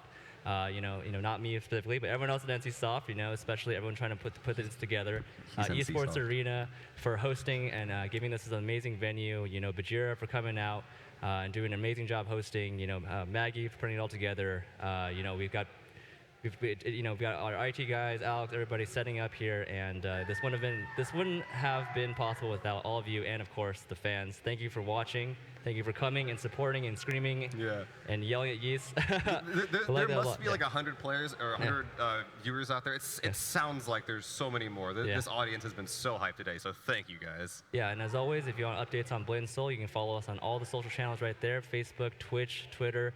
You know, we're coming out with a lot more stuff this year, and not just esports. We have a lot of content coming for the rest of the year. We got a lot of patches, raids, new dungeons, and it's only getting started. I'll be looking forward to experiencing all that for the first time. It's gonna be great to play through. Yeah, and lastly, this video is gonna be on YouTube, so check that out when it's uploaded. It should be up there tomorrow or so. But overall, thank you so much, for tuning in. It's been an absolute pleasure. Congratulations once again to Hurricane, and thanks for joining us at the North American Wildcard Tournament. It's been a pleasure, y'all.